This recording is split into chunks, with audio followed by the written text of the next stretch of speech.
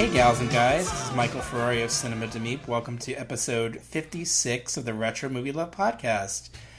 We're back with another episode, and joining me today is my good pal, David Nofire. Hi, David.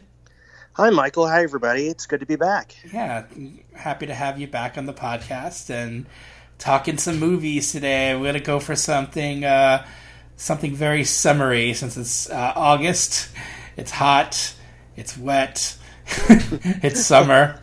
We're going for summer camp movies, and we're going to specifically any kind of summer camp movies. Really, we're not limiting it to just teen summer camp movies. We're doing horror as well in there. Anything with a summer camp, we're going for it. And some things may be debatable, but we'll talk about that later. Why summer camp movies for you, do you think?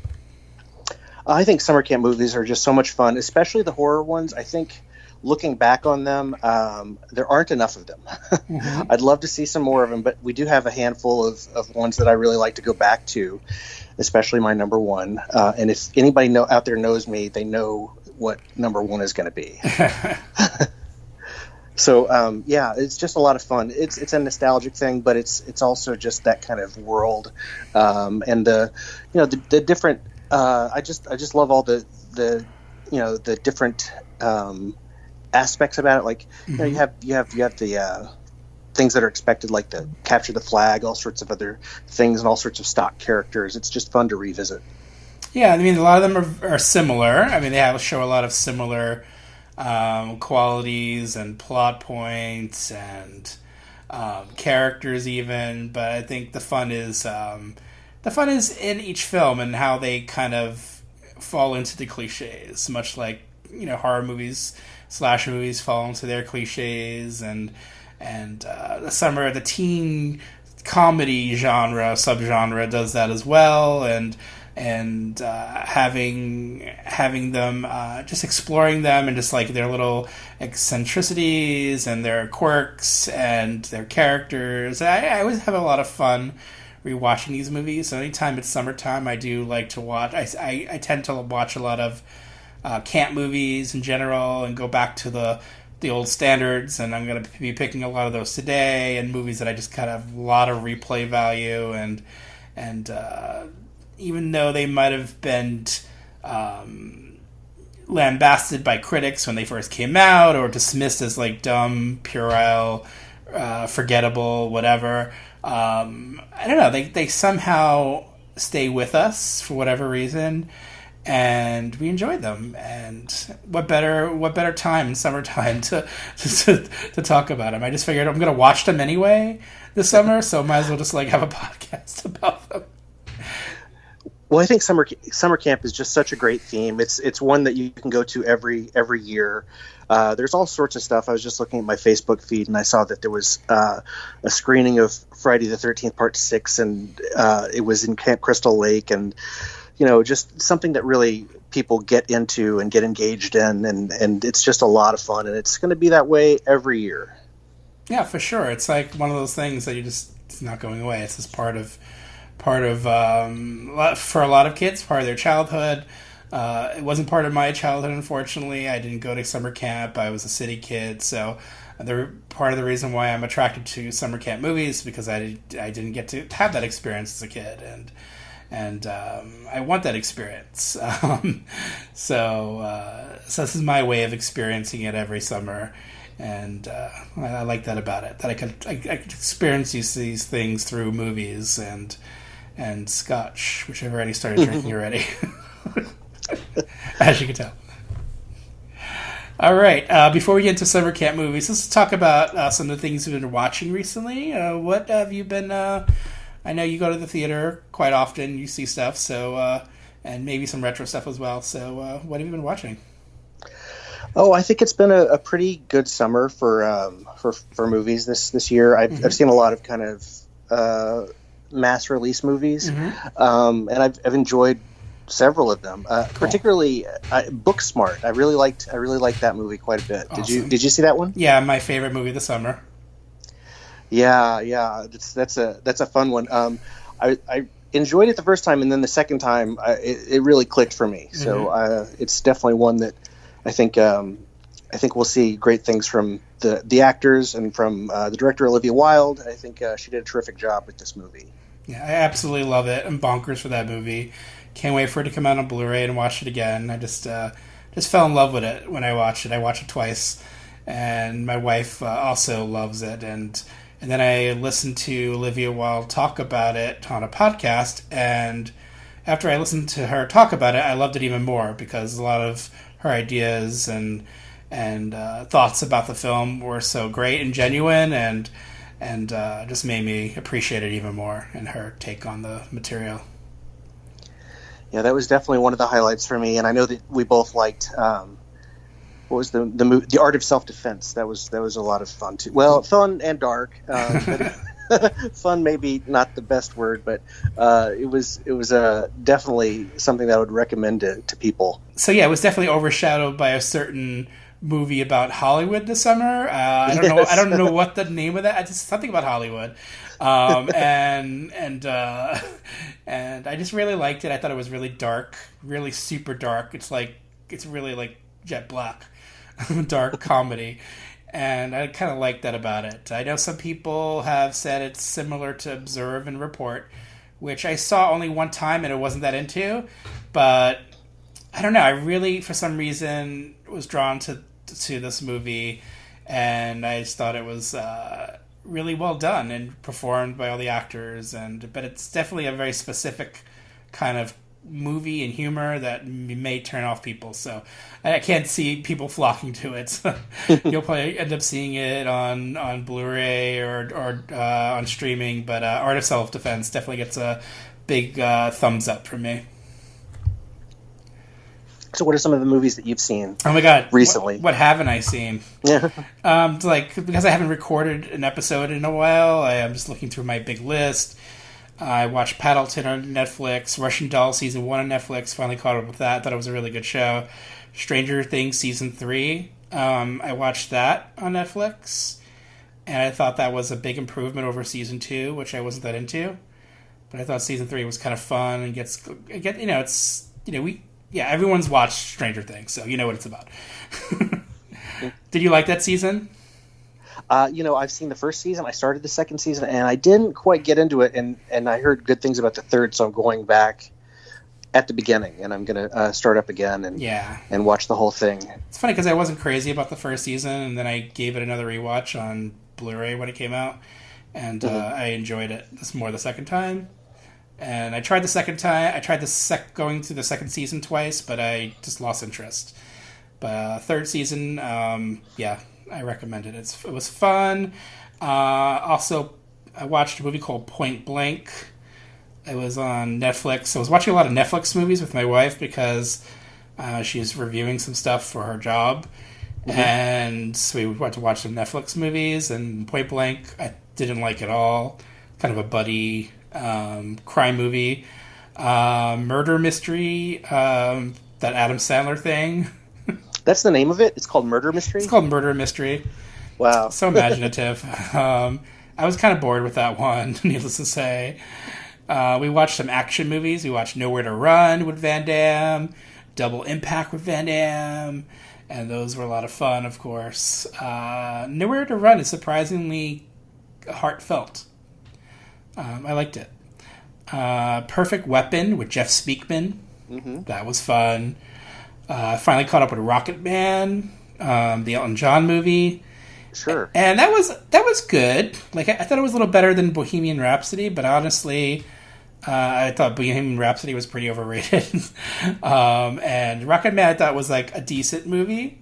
I'm not super big on. I'm not an Elton John person, so it's kind of hard for me to rate a movie about like his music and his life. So, but I was like sort of into it, and I thought the actor was good playing him, and I like that he sang the songs himself.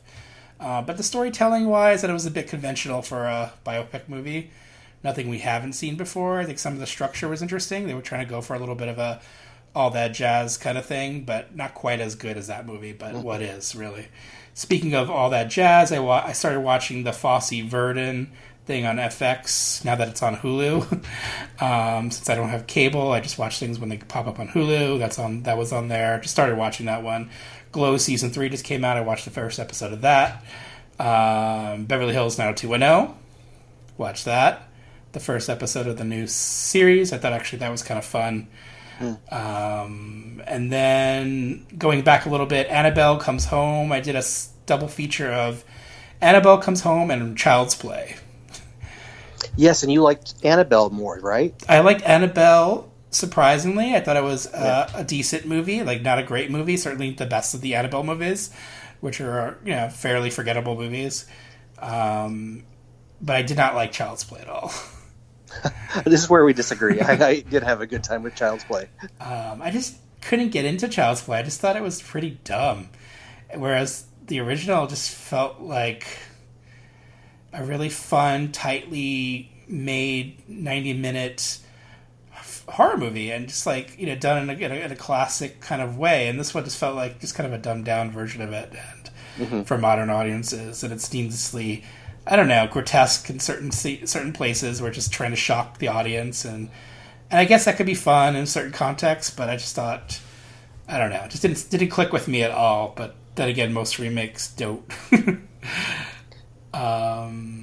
And Stuber, I went to see that in theaters. Stuber? Yes, I enjoyed that one. Did you like that one? Yeah, we really used our A-list, their AMC A-list thing up for the past couple of months, especially like the month of July when our kids were like away. Stuber I enjoyed. That was a fun kind of buddy movie. Turn your brain off, enjoy it for like 90, 100 minutes, whatever it was. So I actually kind of like that one. Crawl, we watched that. And Crawl was fun too. Definitely dumb. But I liked it. I just, though, it's a little bit, the problem with the movie is a little bit tedious. A lot of it is literally set in like their basement or crawl space under the house, and so that gets kind of, it's a little too claustrophobic for me. It just wanted a little bit more outside of that. I enjoyed it, but I was expecting something a little more like sustained suspense, but it was more kind of sudden shocks, which were effective, but it didn't ride the suspense wave that I thought it was going to do. Yeah, it could have been. Yeah, the suspense could have been better, but then that's true of a lot of Alexander Aja's movies. I think a lot of them try to go for the visceral horror instead of like suspense, and it doesn't always work. But I also have fun sometimes with his movies too, so it wasn't a waste of time. I think just once it was over, I just kind of forgot about it. But I enjoyed it for what it was for a summer movie. And then I bought a bunch of movies through Kino Lorber. I watched a bunch of those. I got like 8 movies like Busting, Black Moon Rising, Bitter Moon, Silent Partner, Mumford. There was one I watched that I hadn't seen in a long time called Late for Dinner. Do you remember that movie? The title is, it's ringing a bell, but I don't really remember the movie. It's about these two guys who get like cryogenically frozen. Oh, yeah. Man, how was that? That movie was a chore to sit through. I was waiting for this movie to really start. It just takes forever to get going. And then when they finally are frozen, wake up like in 1991, it's so like, so plotting and not fun. And I thought it was going to be a fun movie, but yeah, I was really surprised that it was not as fun as the concept wanted it to be. And the movie kind of tries to go for the drama, and it just doesn't click with me. It didn't click with me at all. I just think the actors in it, didn't really work either, and it was kind of like, what is going on here? Anyway, then we went to the drive-in just a couple nights ago. We went to see the new Dora the Explorer thing, Dora and the Lost City of Gold. And it was entertaining. The kids wanted to go see it, so it was entertaining for what it was. It was a drive-in movie. But I have to say I was really disappointed because Sharon Stone and Richard Chamberlain weren't in it. Oh, that would have been great. I want some cameos, but I want it to be a canon movie, but it didn't quite go there. So, oh well. What can I do? But that's what I saw recently. Oh yeah. So other movies, I mean, other things that I've seen other than stuff at the theater, because we both use our A-list. I've been watching Glow. I'm halfway through it. It just came out on Friday, so we've only had a few days to watch it. What are your thoughts so far? I only watched the first episode. I really enjoy this season. It's a kind of a downbeat season in a way, more reflective season. Right. But I'm enjoying it so far. Yeah, I was a little concerned because I loved the second season so much, and then I watched the first episode of the new season. I'm like, it's kind of a little going through the motions instead of being interesting.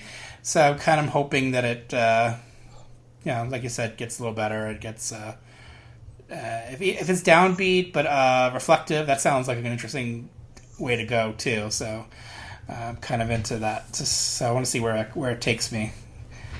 I'll be watching it soon. Yeah, there's that, and then I just caught up on Schitt's Creek finally. Kind of late to the party on that one, but I love that show. I love that show; it's so good. And now it's time for Succession. Have you watched that show on HBO? I haven't watched that one yet. No. That one's really pitch black as well, but it's also very funny stuff. Cool.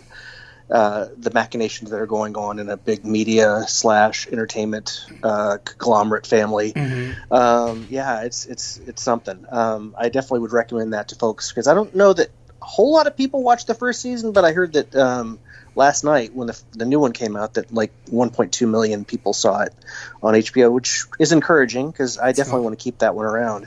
Yeah. I wonder when Game of Thrones ended, how many people had canceled it. Oh, I don't know. Gosh, there were stories about that going on in the weeks leading up about how HBO was in trouble after that. But it's got enough shows going on for me. I'm definitely in.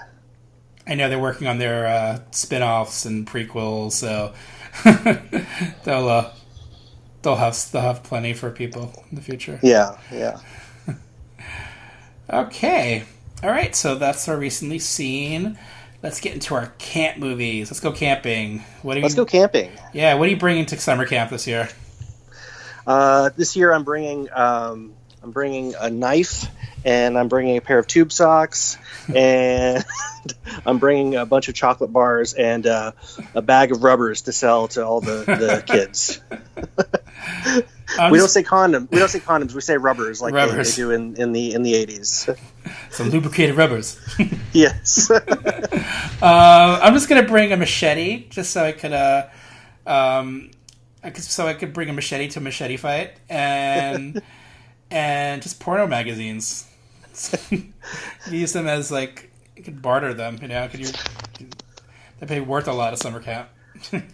Yeah, you can get anything you want with those. Yeah, maybe Twinkies. Okay, so let's get into your number 5. Here's a TV spot. They thought the nightmare was dead and buried. They were wrong. Jason lives. Happy Friday the 13th. Friday the 13th, Part 6. Jason Lives, rated R. Starts Friday, August 1st at a theater near you. They thought the nightmare was dead and buried. They were wrong. Jason Lives. Happy Friday the 13th. Friday the 13th, Part 6. Jason Lives, rated R. Starts Friday, August 1st at a theater near you. Okay, my number 5 is Friday the 13th, Part 6, Jason Lives. And all of these movies on my list are going to be influenced in some way by the Friday the 13th series. And the reason why I picked Part 6 versus, say, Part 1 is because Part 6 is the one that really shows actual summer camp life. It shows kids getting on and off the bus and taking part in activities and being chased by Jason as well. Whereas the other films, not all of them take place during summer camp, but they're more like getting ready for it, training and that sort of thing. So that's why I picked this one. Mm-hmm. And this one this one starts out with Tommy Jarvis. This is part 6, so we're well into the series, a little more than halfway into the series. Tommy Jarvis is a full-grown adult now. He's shed his John Shepard skin. He shed his Corey Feldman skin, so he's a full adult. And he and his friend Horshack from Welcome Back, Kotter, they're driving in a truck at night, and they've decided that what they're going to do is they're going to do a little therapy. And the therapy that they're doing is Tommy Jarvis is going to desecrate the corpse. He's going to destroy Jason's corpse. So they dig him up, and then, of course, he inadvertently revives Jason. And so then from there on, you have kind of a typical Jason movie, but it's done with a difference. I mean, it's done with a different tone, with a different eye, I would say, distinct eye from Tommy McLaughlin, who directed One Dark Night. I think that you'll see, that this is definitely done by a different hand than any of the other Friday the 13th films.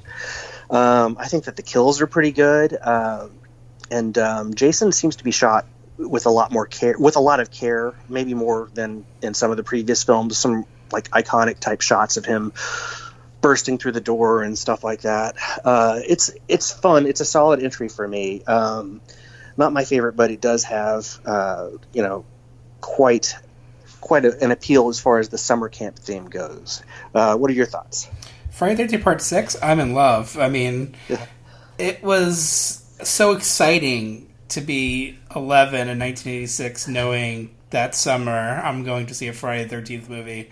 I mean, when you were a kid in the 80s, you lived to go see these movies in a theater or drive-in or whatever it was. And I just knew I was in for a treat. I knew I was in for more shenanigans and fun with Jason and with the return of Jason, return of Jason proper after the events of Part 5 and Roy's adventures and Ambulance Land.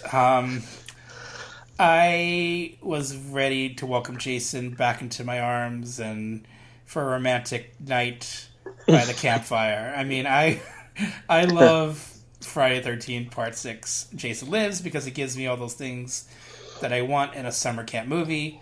It's the first... It took them how many sequels to get to a actual summer camp with kids in it?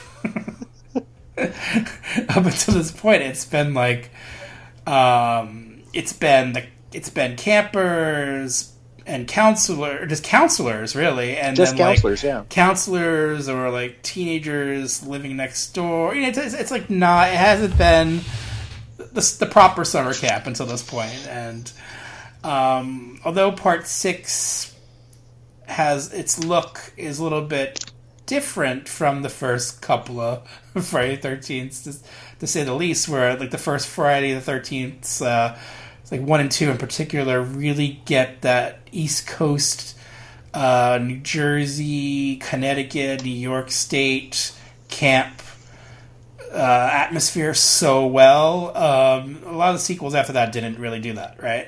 They kind of bungled a little bit.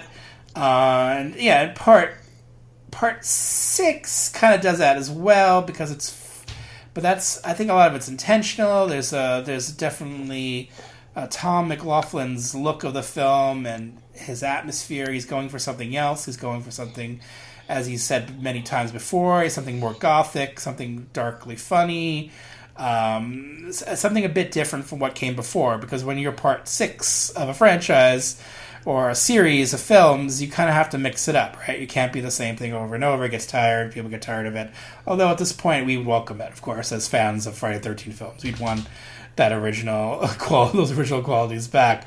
But back in the 80s, it was, when you had consecutive films every year, it was getting a little tired, so he mixed it up and added these different elements that may divide some fans of the Friday the 13th films, but I definitely welcome them because I like the dark comedic spin or obvious comedic spin in places. I liked the vibe, and Jason was menacing and scary, and Kane Hodder, when he played him in 7 onward, right? 7, yeah.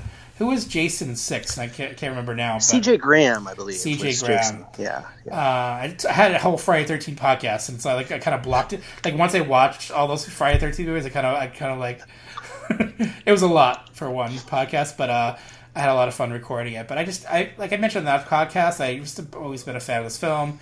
Just remember seeing it in the theater like two or three times that summer. It was like August, and so I crammed in as much Friday 13 as I possibly could before I had to go back to school in September. And unfortunately, kids aren't able to do that these days with no proper slasher movies in theaters and for the summertime, but or camp movies even for the summertime. So, but they get to relive some of our childhoods with watching these movies on whatever streaming device or on Blu-ray. And I think fans of the Friday the 13th films are very grateful for growing up with them, and new fans of the Friday the 13th films are grateful they came into their life as well. And certainly Friday the 13th Part 6 is one of my favorites of the series, so I'm glad you picked it. Oh, thanks. And another thing about it is I think that, like as you were saying with these franchises, as they go on, they have to introduce new things. Like the Nightmare on Elm Street films, they sort of introduce the humor. And this one, I think, introduces the humor as well. And it's more of a meta humor in a way. Mm-hmm. But it also introduces the idea of zombie Jason, which we see, for the rest of the series. And so in a way, it is very influential on the rest of the films. So I think it definitely has its place in the canon. And it's a lot of fun. One of the things that I really like about it is kind of the kids in the movie. Like there's these two boys in the movie that they just have a couple scenes, but everything they say is hilarious. And when there's this one scene where Jason is closing in on the cabin, and everybody's hiding underneath the beds, and one of the kids says that they're dead meat, and the other one says, "What did you want to be when you grew up?" And so that sort of humor, I think, kind of encapsulates the sort of attitude of the film, and it's having fun, but it's also well written and well done, and I think Tommy McLaughlin injected some real life back into the movie. Mm-hmm. Jason Lives. Yeah, he really brought Jason back to life. He did. Yeah. So yeah, a fun one. And do you know the connection between Jason Lives and a movie that's going to be on my list? I believe I do. One of the kids, in fact, in the scene that I was just mentioning, I'm pretty sure he's one of the kids who is a couple years younger in one of your movies on your list. Okay, and then there's another connection I was thinking of. Oh, another one. No, I don't know the other one. The other connection is the summer camp that they filmed at was also a summer camp filmed in a couple of summer camp movies, including one of my picks, which I'll explain when I get to it. It's actually my number one pick. And Poison Ivy, the 1985 summer camp TV movie with Michael J. Fox and Nancy McKeon. Oh, right. That was also the same location. So that area in Georgia was a hotbed of filming of the 80s with summer camp movies, for sure. So it's pretty interesting. It makes sense. My friend Alex was going to make a summer camp movie there recently, and he ended up not working on the project, but I had mentioned to him that those films were shot there, and he was very excited about the possibility of filming in that actual summer camp. I'm not sure where that movie, I think that project is still going, I think. It's a Fox project, so that whole Disney bought Fox thing, so I don't know where the actual project is, but it's a summer camp horror movie, and it the plan was to film in that actual camp, so hopefully that project sees the light of day, but that'd be pretty cool. It would be. I hope that gets made. To film there. All right, so that was Friday the 13th Part 6, Jason Lives. So I'm gonna be a jerk and do a three-way for my number 5. only because they all fit thematically. Now, for my first of the three, I'll try to get through these quickly. It's Gimme an F from 1984, which is about a squad of misfit cheerleaders and their trainer who want to win a big cheerleading competition, right? And a lot of it's set in this like camp location. And so to me, I wanted to do like a camp, summer cheerleader camp, if you will, triple feature. And this is one of the films. I urge you all to check this film out if you can. It's called Gimme an F from 1984. It was released November 16th, 1984. It's hard to like explain this film. You have to live it and experience it. It's crazy. It's crazy pants. It's crazy no pants.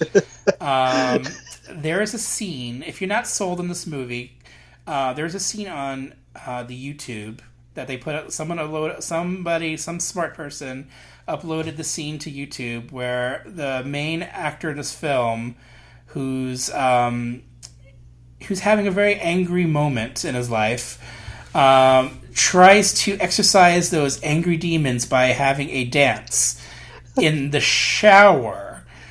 And in this kind of camp setting, it's very heavily reminiscent of the scene in Footloose where Kevin Bacon does like this angry dance and gymnastics routines. Mm-hmm. Do you remember that? So this is almost a sort of a shot for shot recreation of that, but with this guy but with showers involved and him being in his underwear for most of it. And yeah, it's crazy. And there's girls like peeping on him as well. It's like Porky's meets Footloose in the shower. So if that doesn't sell you, and that just that one scene alone in this movie, I don't know what will. But Stephen Shellen's the guy. It's a very super loaded 80s movie. You won't see a more 80s movie than this one anytime soon. The cheers are crazy. Are they even doing cheers half the time? I'm not sure. They're like these crazy routines and music and dancing that it's kind of boggles the mind. I love what this movie tries to do and maybe doesn't successfully do it as a musical, but I'm really into it, and I feel like this movie really deserves new life as a cult film, as a midnight movie. I feel like it should be playing in the Alamo Drafthouse. I feel like a lot of people would be talking about it more if they seen Gimme an F. It's crazy bonkers out there, 80s goodness. And please watch that scene on YouTube. There's no trailer for it, that's why I couldn't upload anything for it. But sadly, I had the VHS tape. It was a key video VHS tape, and I'm going to treasure it because it's so hard to find now. And hopefully you guys can find a copy of it out there. Maybe somebody has it streaming somewhere. I'm not sure, but please watch Gimme an F. You'll never forget it as much as you might try. Have you ever seen it? Yeah, I have seen this movie. Yeah, and it has a surprisingly strong pedigree. It was released by 20th Century Fox, produced by Arnold Kopelson of Platoon fame, and it was written by James V. Hart, who also wrote the screenplay for Bram Stoker's Dracula. Yeah, they're very similar films. but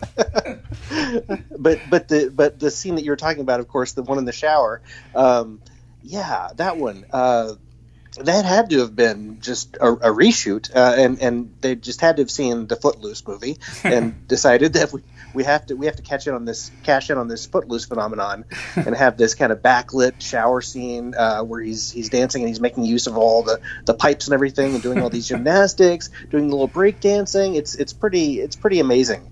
He's kind of like slowly pulling his tighty whities down in two, and I don't know. I mean, he's being watched by these girls, but I don't know if he knows that they're there or not, or it's just part of his routine. Is he doing it for himself? Is he doing it for them? Is he doing it for us? It's like, who knows?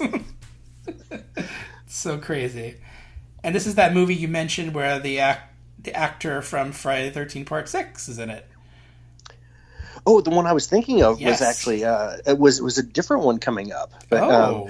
yeah. But which one is Jennifer Cook, the final girl Ooh. from Friday 13 Part 6 is in this one. Oh wow, I missed that completely. I watched it on YouTube and got to say low res, so Yeah. I'm not recognizing faces as well as I It's would a on little some hard, other with the quality. streaming platforms. Yeah, but she's one of the stars of the movie, which is pretty amazing. So check this one out, guys. I'm gonna play a trailer for my part 2. Here it is. Every year, the finalists for the Miss Cheerleader USA contest travel to this secluded camp. Hey, there is no going back. For some, it will be the crowning achievement of their lives. I'm gonna win that queen contest. Nerves are on edge. There's something eating at everybody, right? Ever since we've been here, it's never a good night. Jealousies are exposed, and hatreds explode. This year, something evil has come over the contestants. And she's sure they want to kill her. The instructors, You're a mascot, not a human. the judges, and the hired help. I hope you die. Something is about to make them all victims of cheerleader camp. Start with Allison, she's so fine. Go look at her long, or you'll go blind. Next is Pam, she comes out with a bam, and will tell you this, she ain't no sham. Next is Bonnie, she acts kinda funny. Steal your heart, but not your money. Can't forget Teresa, she's got what it takes. Putting her on this team was no mistake. Last is Corey, and this is her story. She's our gator, you'll be seeing her later. Betsy Russell, Leif Garrett, Lucinda Dickey, Laurie Griffin. We gotta walk out of here. It's at least 40 miles. Finally, something to die for. Cheerleader camp. Okay, cheerleader camp. Now here, okay, I have a legit horror movie. This is the one horror movie on my list. I love cheerleader camp. I mean, it's called cheerleader camp. How can you not love cheerleader camp? It's also known as Bloody Pom Poms. I like that title too. I mean, I grew up with cheerleader camp, so I'm always going to be a cheerleader camp guy when it comes to those titles. I mean, it makes more sense to call it Bloody Pom Poms, really. But that poster art where the girl who's like, she's like flying up in the air, her arms are up, she has a skull for a face, her boobs are showing. It's like pretty perfect. It's like, give me a K, give me an I, give me an L, give me an L. And cheerleader camp is pure late 80s slasher movie perfection. It's super cheesy, yes. A word that I don't use a lot, but it is kind of that. But it's done in a fun way. It's not like winking at the audience, but it's having some fun with what you could do with a silly premise of cheerleaders and at a remote summer camp being killed off. And then, of course, that great cast includes Betsy Russell, Leif Garrett, Lucinda Dickey, and then Terry Weigel, who you may know from other things as well as porn, isn't it? Laurie Griffin. There's a lot of like familiar faces of 80s cinema in there. Leif Garrett with his receding hairline and mullet. Yes. The combination of the two of that is very memorable. It's a fun cast and a very fun kind of slasher movie camp setting. I mean, I love the idea of a cheerleader camp in general. Like, it's kind of a fun premise to set a movie, and then you have murders involved at the same time. It's like, what more do you want, really? And the best part of this movie to me, though, is the ending of the movie. Mm-hmm. Which always stood. I won't say what happens, but the reveal of the killer, and it's like the reveal of the killer, and then possibly the final girl being set up to be the killer, and then just the killer just having a little moment for the audience, which is pretty amazing. And I just I just love this movie. I think Lucinda Dickey is a highlight of the cast. Betsy Russell's a little bit going through the motions here, but I still like her. And I like everyone in it, really. Just Buck Flower, too. Like, he's Buck Flower. With his voice. I love him. What are your thoughts on Cheerleader Camp? I have to say that the ending of the movie is definitely the highlight for me. It works. To borrow a cheerleading term, it sticks the landing. Is that a cheerleading term? I really don't know. But I think maybe cheerleading or gymnastics, both. I don't know. Maybe I'm not really sure. I don't watch a lot of sports, but so yeah, the ending of this movie is pretty terrific, and like you said, the killer having a moment at the end. That last shot is pretty great. I do like any movie with Lucinda Dickey in it. I had not seen this movie before you mentioned it, and always a treat to see her because she was in, of course, Breaking 2, Electric Boogaloo, and Ninja 3, The Domination. So always on the lookout for more movies with her in them. Yeah, it was a fun one. I think that it is a little, like you said, it is a little cheesy, but the ending definitely makes it worthwhile. I mean, if you look, I'm looking up the director's credits, and it's basically a lot of like softcore stuff. So, Sex Court, the movie, Sexy Urban Legends, stuff like that. So it's like the key to sex, sheer passion, the magic of the golden bear, Get Goldie 3. Okay, Ooh. It's a kids movie, I guess. Maybe not porny, but anyway. So it's not like the best made movie or anything, but it's just a lot of fun, really. It really just kind of stay with you because it's like so fun. And that artwork, love it. So whoever puts this one out on Blu-ray, keep that original artwork. It's the best. My third in the trilogy of cheerleader camp movies. Can you guess what it is, guys? Here it is. There's gonna be 300 girls at cheer camp. Let's be cheerleaders. Cheerleaders? Sweet Mary in a D cup. Ooh, check it out. Gorgeous and brilliant. Triple threat. You have some food in your teeth. Don't the guys just throw the girls up and then catch them? Look what you did. You broke her face. Almost in half. Ding, ding, knockout. Hey, Tigers. Yeah. I like it. Fired Up. Rated PG-13. In theaters February 20th. Okay, I went with something a little bit more modern from 2009, Fired Up. Fired Up was a movie that came out in February of 2009, which is a strange time to release a movie about a summer camp of cheerleaders, but that's what they decided to do that. It was an odd time, I think, and that's probably why the movie didn't do well. But I thought it was a really funny kind of silly movie about two guys who are football guys, and then they decide they're more interested in girls than football, right? So they decide to become cheerleaders just to meet girls, and that's the basic premise of the movie, and it has a lot of fun with that premise. I think it really mines a lot of comedy from it, a lot of silly goofiness from it that you'd expect probably from a late 2000s movie. But I thought it had enough heart in it too. I thought the actors were really fun too. Eric Christian Olsen and Nicholas D'Agosto, I think, were both a good match. Sometimes going a little over the top with some of the humor in this movie, but I didn't mind that. I thought it was for what it's about. I thought it was a lot of fun and well done by director Will Gluck, who has made some fun movies, I have to say. He did Easy A with Emma Stone, which I really liked. He did recently the Peter Rabbit movies are actually pretty good. The first one, at least. I know he's doing a second one as well. So a director who's good at balancing comedy with some heart, I think. And I don't know. I think for a modern comedy that tries to harken back to like an 80s kind of movie, I think it does a pretty good job at that. I think the movie could have pushed the envelope a little bit on some of the sex stuff, but I think it does a good job at also trying to say a little bit about have these characters be like complete boys, but have them grow up at the same time, which is fun. So it's nice that a movie can try to do some stuff with the characters and try to have them grow while they're on screen but also be a silly movie at the same time. I threw it in here because I just like all three of these movies, and I like a good cheerleader camp movie.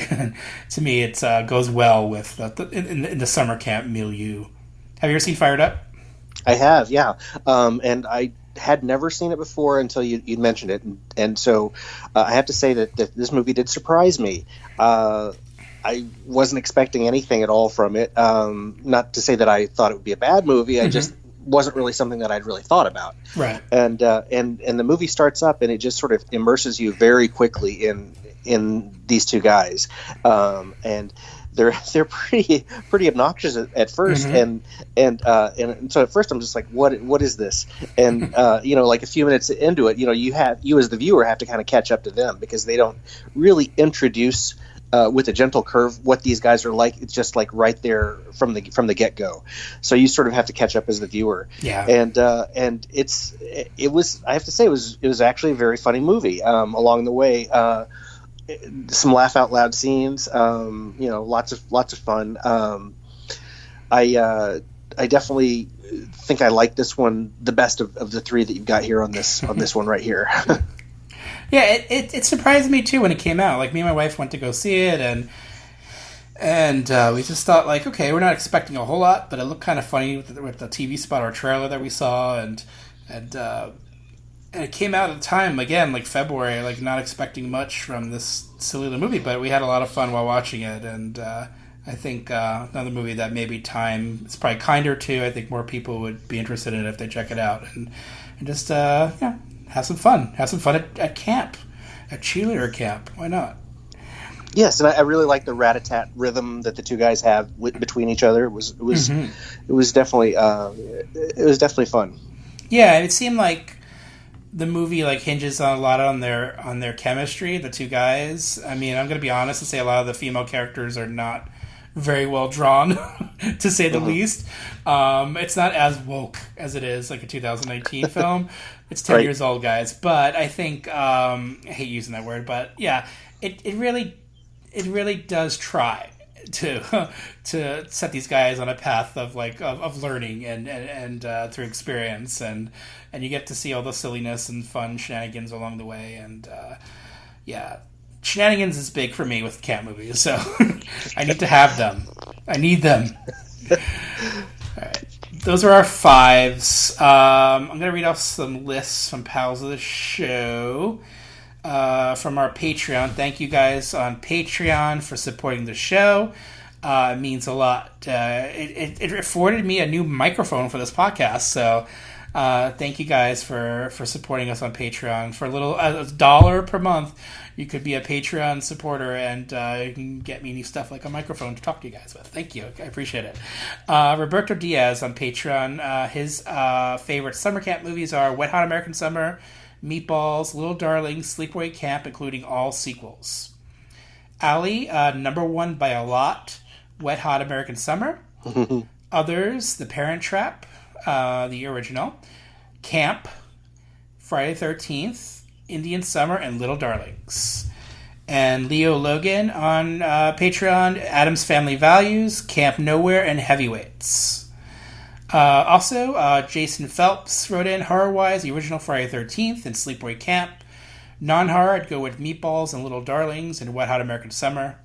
1993's Indian Summer was another one I liked a lot. Willie Greer, Friday the 13th, Meatballs, and Sleepaway Camp. Eric G., Meatballs, Poison Ivy, the Michael J. Fox 80s TV movie, Sleepaway Camp, and the series of Sleepaway Camp films, and Friday the 13th, the series of films as well.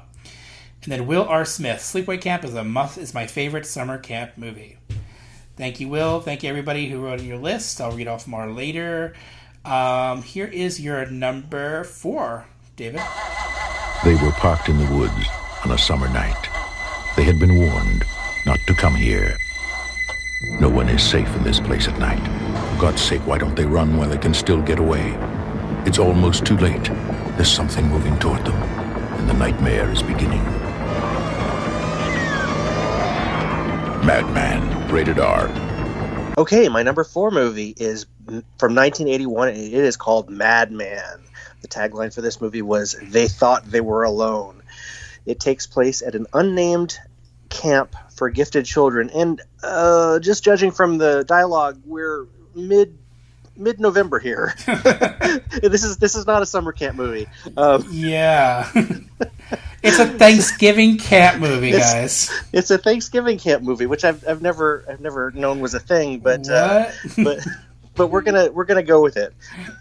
And the movie starts off it has one of the scenes that you see in many of the summer camp movies. You have the campfire scene where someone is telling a scary story. And it starts off with one of the counselors who is kind of, creeping around everybody singing this spooky song. And by the way, his name is TP. He has a girlfriend in this movie. They have zero chemistry together, but for some reason they're together. And he has a big belt buckle that actually says TP on it. But he's a fun character. And while he's kind of going around everybody singing this song, one of the cool things about this movie is he's going by each character, and as he's passing by each character, the movie does like this quick flash forward to a later scene where that character is in jeopardy. And I thought that was kind of a neat touch. And then the head of the camp is named Max. He's a middle-aged guy who is telling the story of Madman Mars. I should probably say that a little quieter, Madman Mars, because if you say his name above a whisper, he will get you. He's a guy who killed his family with an axe and then went to the bar and ordered a beer. And then the townspeople tried to hang him, and they left him on the rope. And the next day, they came back, and his body was gone, disappeared, never to be found again.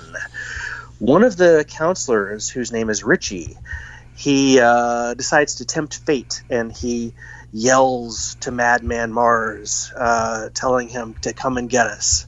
And he actually throws a rock from where they're sitting at the campfire, and it hits the house that Madman Mars used to live in. What a dick!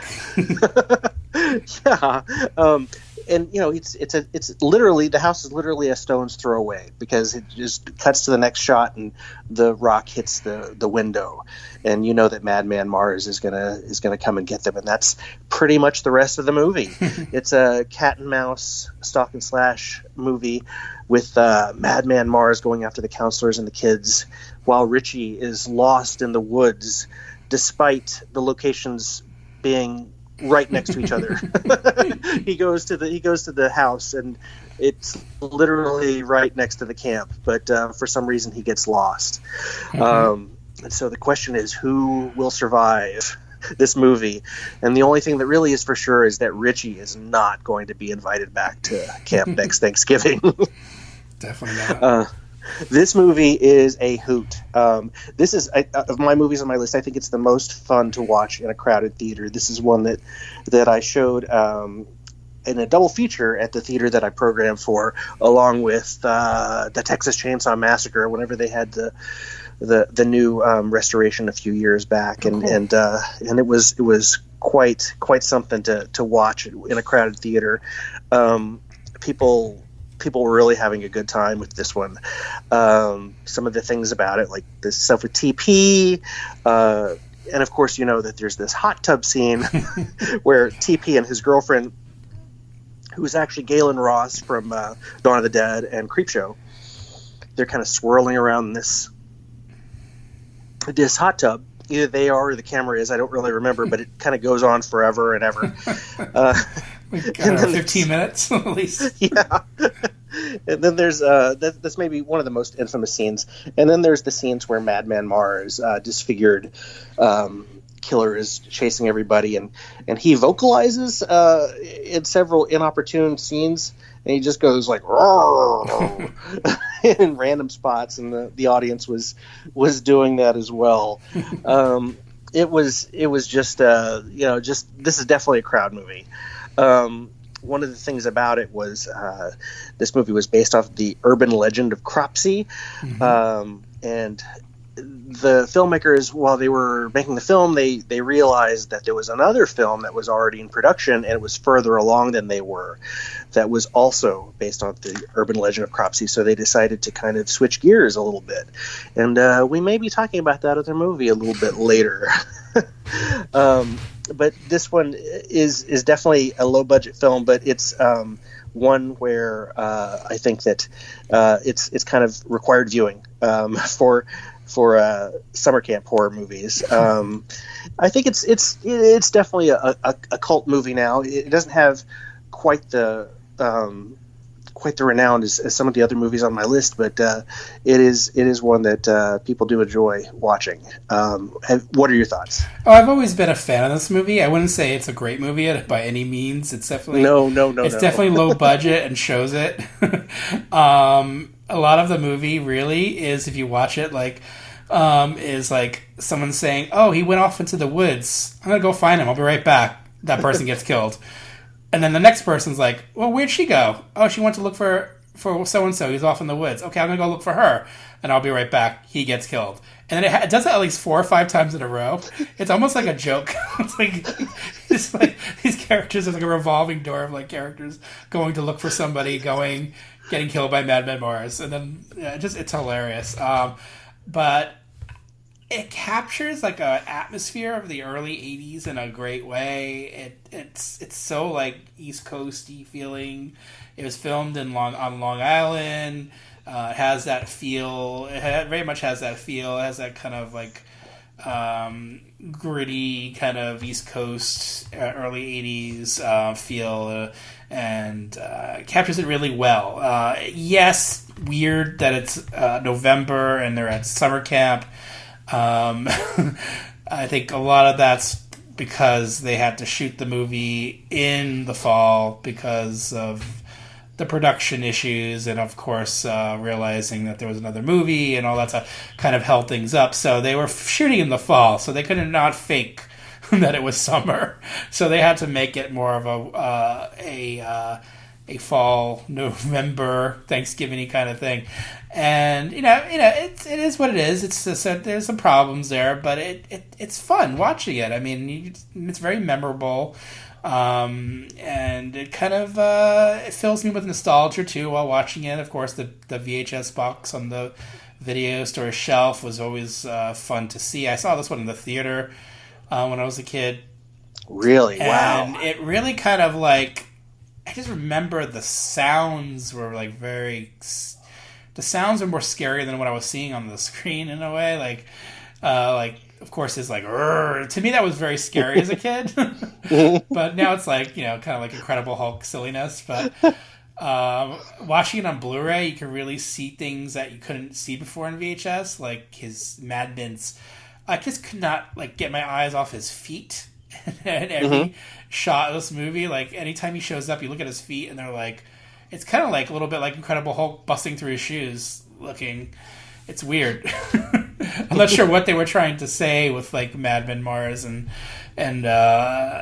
like what, like, was he deformed? Like what was his issue really?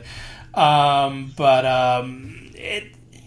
it works too at the same time because it's more mysterious and weird and kind of out there, and they were just kind of throwing things at the screen in a way and seeing what worked, and so things are naturally not going to work, but I don't know, I had fun. And yeah, the hot tub scene that goes on for 15 minutes, strange, but I love it. I love every second of it in a way.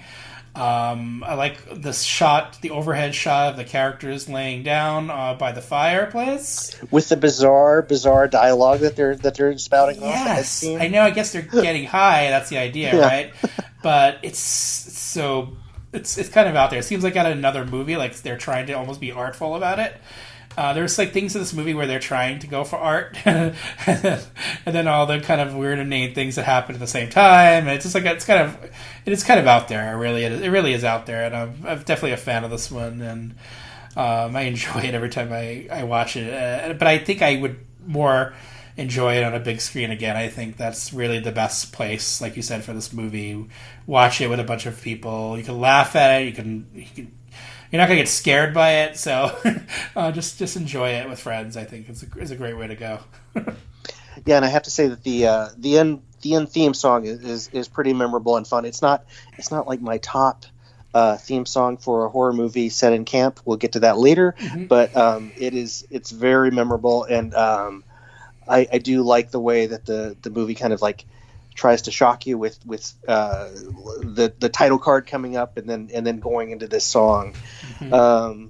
There's so much more going on in this movie. They treat Madman Mars like he's some sort of a god. Like, if you say his name more than a whisper, higher than a whisper, that he'll get you. That he can be anywhere at any time, and but anywhere, but apparently like at a spa to get a pedicure.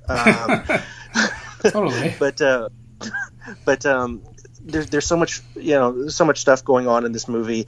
One of the stalk and slash scenes where he's going after one of the guys with an axe, he swings the axe down at the guy. The guy's kind of like he's crawling backwards, and they're cutting between the guy and Madman Mars. The guy crawls back a little bit. They cut back to Madman Mars. He's taking multiple steps towards this guy, and every time they cut back to Madman Mars, he seems to be further and further away, even though he's taking multiple steps. Right. But at the same time, the shots, he's backlit, the trees and everything, and it's pretty cool looking. So you sort of forgive that and overlook it. But at the same time, it is kind of funny. But yeah, it's definitely one for the list. And if you haven't seen this movie, I recommend checking this one out.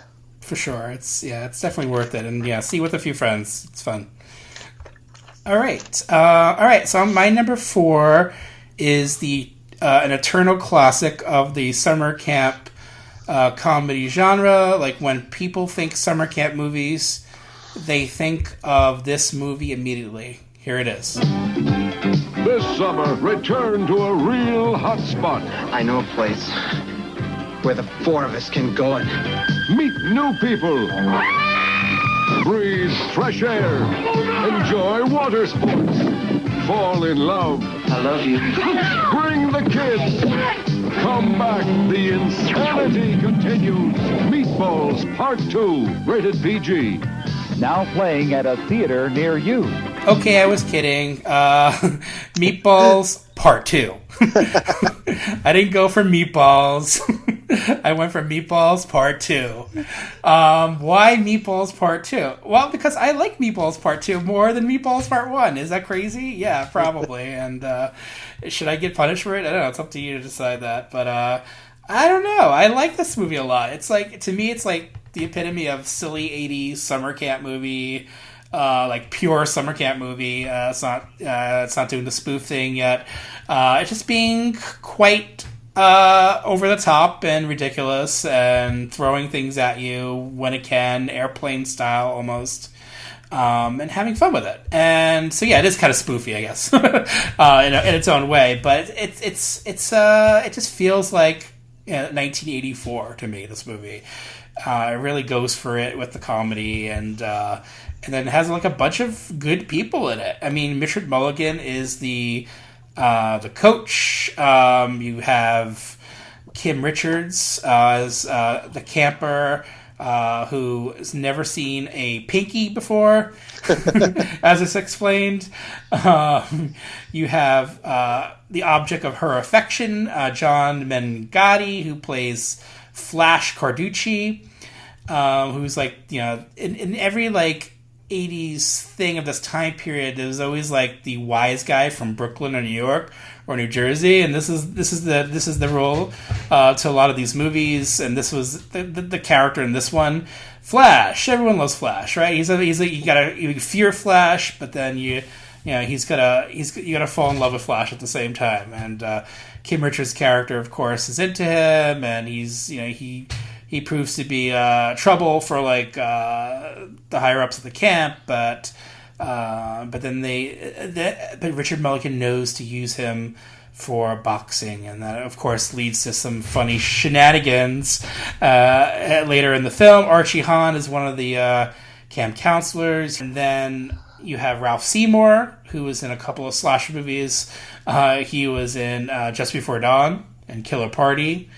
And also, of course, he's more probably famous for being in Pee-wee's Big Adventure and Fletch and Rain Man. Yeah, he's there. John Larroquette playing the lieutenant at the rival military camp across the lake. Of course, the military camp wants to take over our camp. our beloved camp and make it theirs. So there's going to be a battle between our camp and the military camp, and I think the leader of the military camp and John Larroquette have some of the best scenes of the movie. I think they're really funny, especially John Larroquette. He kind of steals his scenes. You could definitely draw some parallels between John Larroquette in this movie and certain things in Airplane. But I'll leave that up to you guys to draw those conclusions. I think there was definitely some inspiration there, but I think John Larroquette's really going for it, and he's really funny. Paul Rubens is there. He's the bus driver. I mean, you want Paul Rubens in your movie? That's like getting Paul Rubens in your summer camp movie. Awesome, love it. I just like, and the kids are fun to be around, and it sets up an environment of summer camp tomfoolery that I really enjoy. I like the first movie, but the first movie really is the Bill Murray movie, and everything else kind of fades away a little bit because it's very much Bill Murray and Bill Murray's style, Bill Murray's comedy, and I enjoy it. And I think Meatballs is a really good, fun summer camp movie, and has a great late '70s feel. But when talking about these movies, I always think of the '80s ones more, and Meatballs Part 2 really kind of captures that vibe perfectly for me. And as silly as it is, there's an alien in this movie. On top of everything else, there's an alien in this movie. I mean, this is post E.T., of course, so they were throwing like whatever was popular at the time at the screen, and yeah, E.T. was obviously what everyone was thinking about in this time period.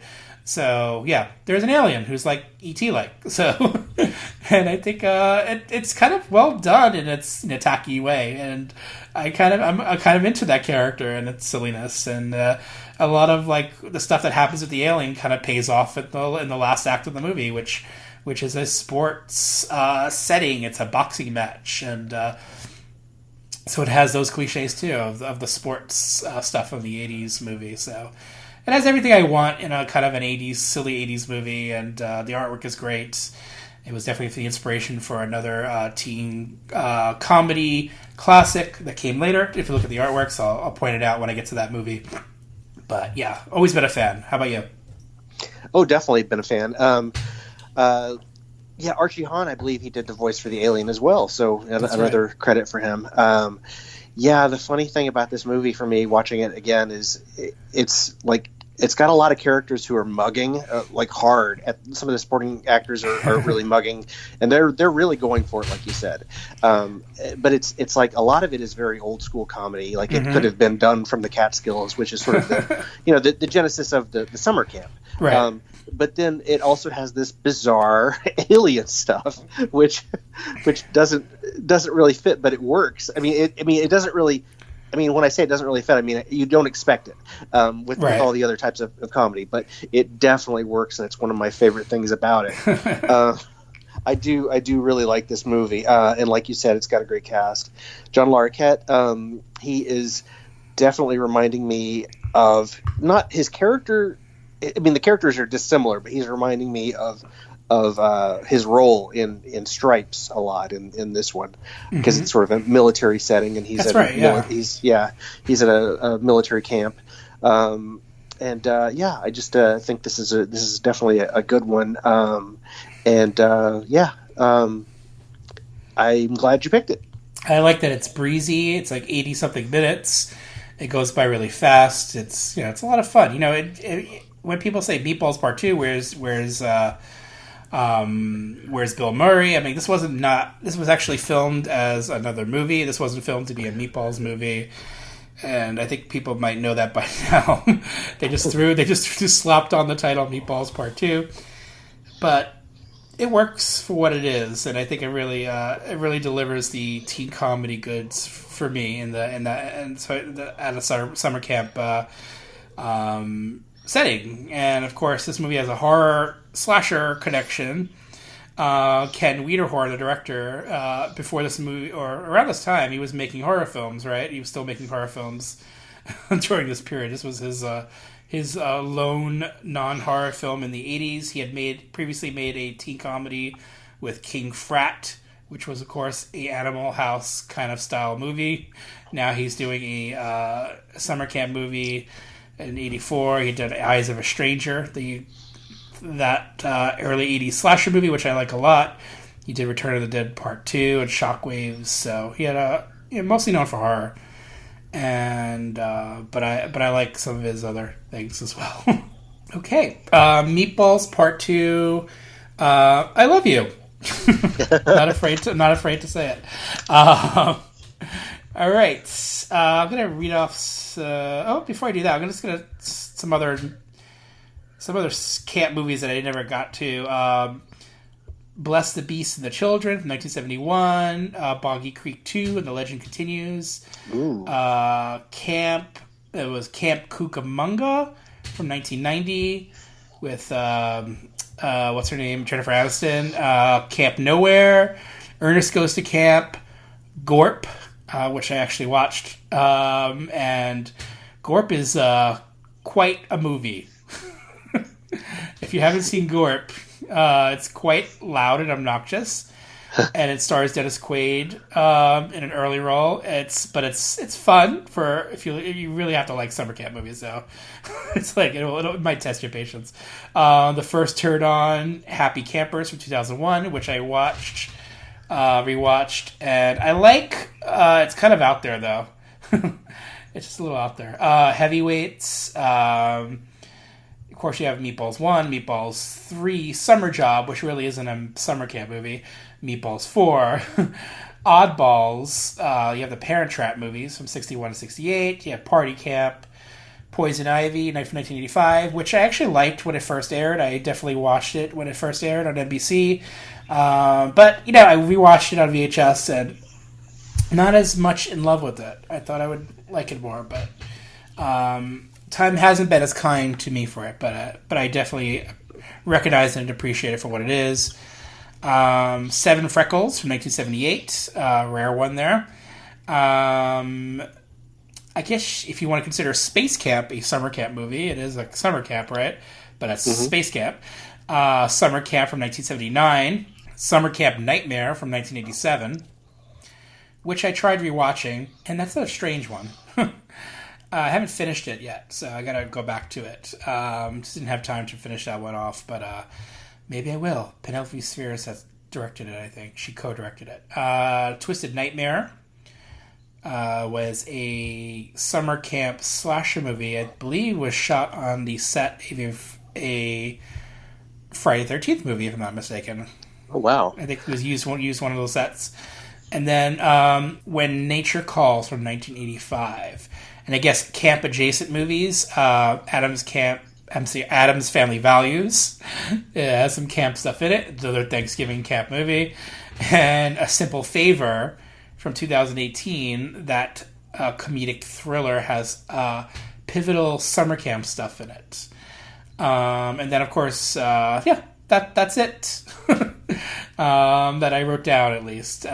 Here is your number 3. Camp Bloodbath is the granddaddy of all campsite slasher films.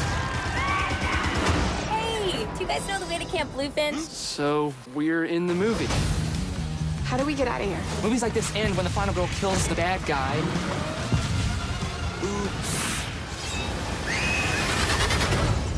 Wait. Selfie time. The final girl's now in demand. Okay, with my number 3, I'm going with a more recent movie as well. I'm going with The Final Girls from 2015. And this movie starts off with a trailer for a 1986 movie called Camp Bloodbath, which is a Friday the 13th style movie with a masked killer in it. And his name is Billy Murphy. Have you noticed how all the killers in all of the horror movies are named Billy? Or at least there is a Billy in every horror movie. Right? But, yeah. but but 90% of the time they're going to be the killer if your name is Billy. So there's an actress who's in this movie who she and her daughter are in a car accident where the mother dies and the daughter is asked to attend a double feature screening of the movies, Camp Bloodbath movies. There's 2, 1 and 2. And so she goes to that, but then a fire breaks out in the theater, and the girl, the daughter, her name is Max. She and her friends escape through the movie screen. They cut a hole in the movie screen. They walk through it, and they are transported into the actual movie of Camp Bloodbath, where they have to interact with the characters and try to figure out a way to get out of the movie and back into the real world. So this is a comedy slash, well, like you said, horror. It's adjacent. It's horror adjacent.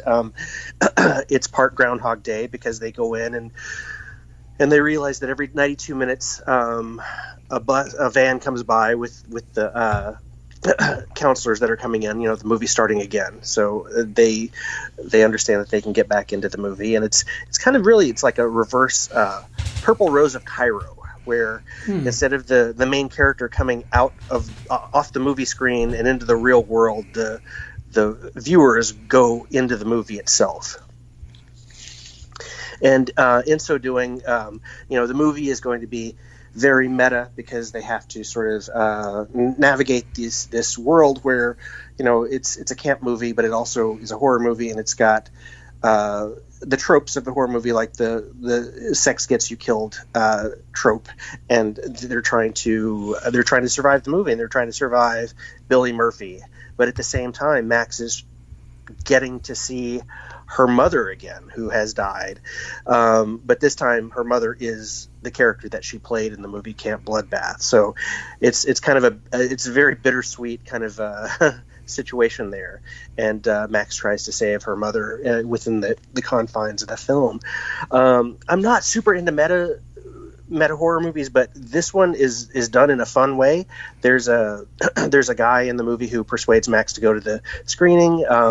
He's a horror movie freak. His name is I can't remember his name, but the actor his name is Thomas Middleditch, who's from Silicon Valley, and I loved this character, and so he was sort of my gateway into this movie, where while I'm watching, I'm like, do I like this movie? And then I see him, and yes, I do like this movie. I can relate to this character. I can relate to this movie, and it has a lot of fun performances. And as we were talking about this movie and or not this movie, but just camp movies and what constitutes a camp movie, I'm thinking about it, and I'm like, I don't know that there are any scenes with like campers and stuff, or if it's all counselors, but I sort of got caught up in the plot of it too. So it was sort of going by so quickly that I didn't even notice like how closely it adhered to the camp to the camp movie tropes. But it does have some characters in it that are camp movie types, like the very horny counselor and the very like overly sexed counselor, who is really funny. Her character is played by Angela Trimber, and she starts off kind of annoying. Her character starts off kind of annoying, but then when the plot kicks in, when they realize that they need her to get out of the film, and they ask her to do things to help help them survive, she really gets her comedic chops really come out, and I think that like she becomes endearing, and so does the movie. And I think that the movie is just really fun. It's really energetic. It's very low budget. It has some digital effects that, I mean, it's probably way lower budgeted than it really needed, but you can kind of forgive those things. And it has a strong ending, and I would definitely watch a sequel to this movie. What did you think? I didn't like this movie when I first saw it. Mm-hmm. I don't know what about it. It just really kind of didn't gel with me. I just think, I think for a horror comedy to work, you have to have at least one of those two things that works. And I don't think the horror definitely doesn't work in the movie. And the comedy didn't really work for me. So I was like, oh, this is a missed opportunity. And I still think that to some degree. Like, I really don't think the horror in this movie is that well done. I think it's kind of like an afterthought. I think a lot of people die off in like very uninteresting ways, and like in kind of like not in a proper slasher movie way. Like some people, like there was like a scene where like 3 characters die like in the middle, like in like 5 seconds, and like and it just felt like they could have like done so much more with this, instead of just being kind of like lazy and just killing people off so quickly. And and then using digital effects to enhance it. I was a little thrown off by that. But this viewing, I thought the comedy worked a little bit better. I think, like you pointed out, the slutty character definitely is the highlight. I think she's really good. I think she's really funny. She has definitely good comic timing and chops. And some of the other characters, I thought Adam Devine was actually pretty funny too when I watched him. There's a couple of like line readings I thought were really, the timing was really good and funny. But he's definitely the obnoxious character in the movie. So it might be grating too at the same time. But I thought he was actually kind of funny in the movie.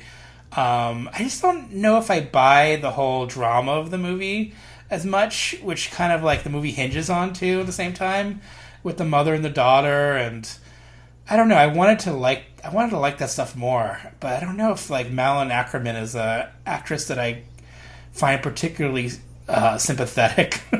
And I don't know, I could see her being in like a slasher movie. Maybe not an 80s slasher movie. There's something about her that says 80s to me at all.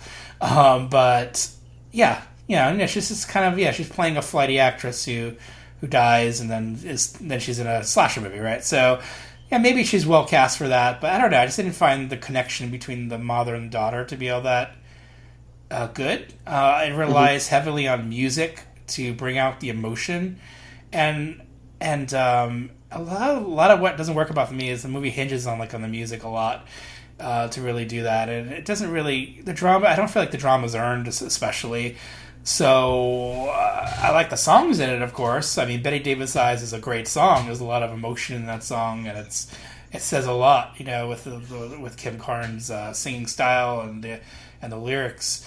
But I don't know if it really matches the film and what the film's trying to do and its silliness. And I think they're just using it to make it sound a little bit more, give the film a bit more weight when it doesn't have any really.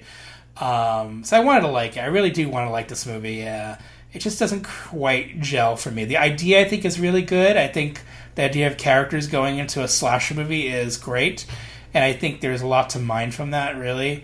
If you really put characters in this slasher movie and then kill them off in the proper 80s slasher movie way, I think the movie doesn't take itself too serious, which is great, but then it doesn't really deliver too at the same time with the comedy and the horror. So I just wanted more of that. But there's definitely elements about it that I like. So on the second viewing, I like things more about it than I did the first time. So maybe one day I'll get to a place where I can appreciate it. It'll take a bunch more viewings, but as of now, I'm just only so kind of mad on it. But but I kind of appreciated what they were trying to do. I just think also some of the style of the film too, I just thought was off-putting. I think the director was kind of flashy at times and in a low budget way, and then I looked up his background, and he definitely seems like he comes from a background in music videos, because there's a lot of music video stuff in it with a lot of the swirling cameras and some of the 360 shots, and I just thought they were kind of unnecessary, because you wouldn't find any of that stuff in a 80s slasher movie, right? So I just thought it was a little bit playing too much with the modern stuff in an older setting. I just thought it could have been a little more restrained and in a low budget 80s slasher way. But I enjoyed some of it though. So there you go. You wouldn't see any of those shots unless your protagonists are in a hot tub for 15 minutes long. Exactly. No, that would be if it had a 15-minute hot tub scene, I would have been totally into it. All right, so that's the final girls. Before I get into mine, I'm gonna play a little song, and we'll take a break. We'll be right back. Or will we?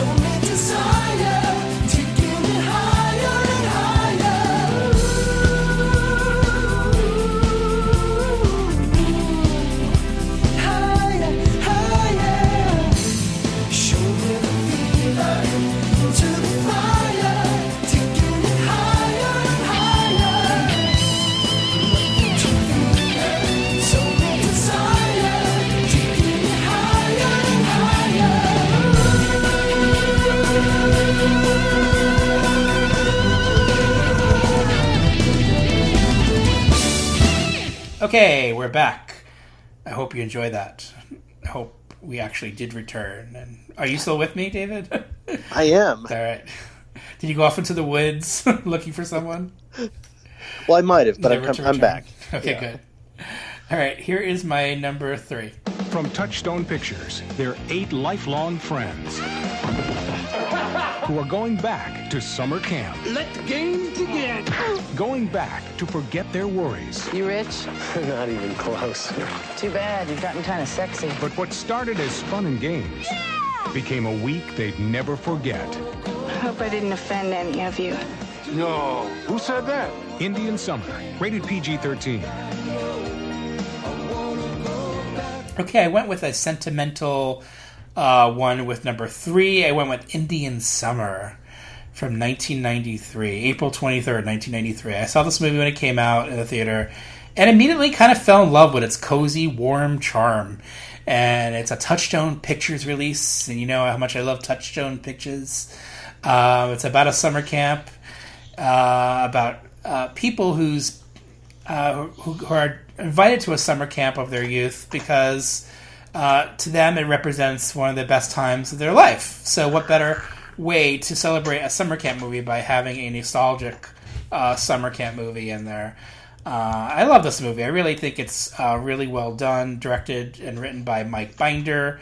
I think it really does take you back to your childhood and what how much that time of your life really meant to you, and how that time informs you as an adult. And you're, I guess they're in their 30s, and a lot of them are lost characters who are still trying to find their way in life, and some of them have been through some heartbreak and heartache, like Diane Lane's character. Characters like Bill Paxton's character, kind of a little bit lost, as some of the characters point out. But then you have some really funny acerbic characters like Elizabeth Perkins is in this movie. Of course, Alan Arkin as Uncle Lou. He's so great in this movie. Just having his delivery in a movie is always welcome to me. I think Alan Arkin is a comedic gem and someone I always want to see in a movie. And then rounding out the cast, you have people like Matt Craven, who was in Happy Birthday to Me. You have Kevin Pollak. You have Vincent Spano, Julie Warner, who I actually think is quite good in the movie as well. And Kimberly Williams, who you might know as the daughter in the Father of the Bride movies. And Sam Raimi playing a kind of a assistant character who's kind of silly and has a lot of slapstick involved in his character. I think Sam Raimi's in this movie because he went to camp with the director, the same camp that the movie's set at.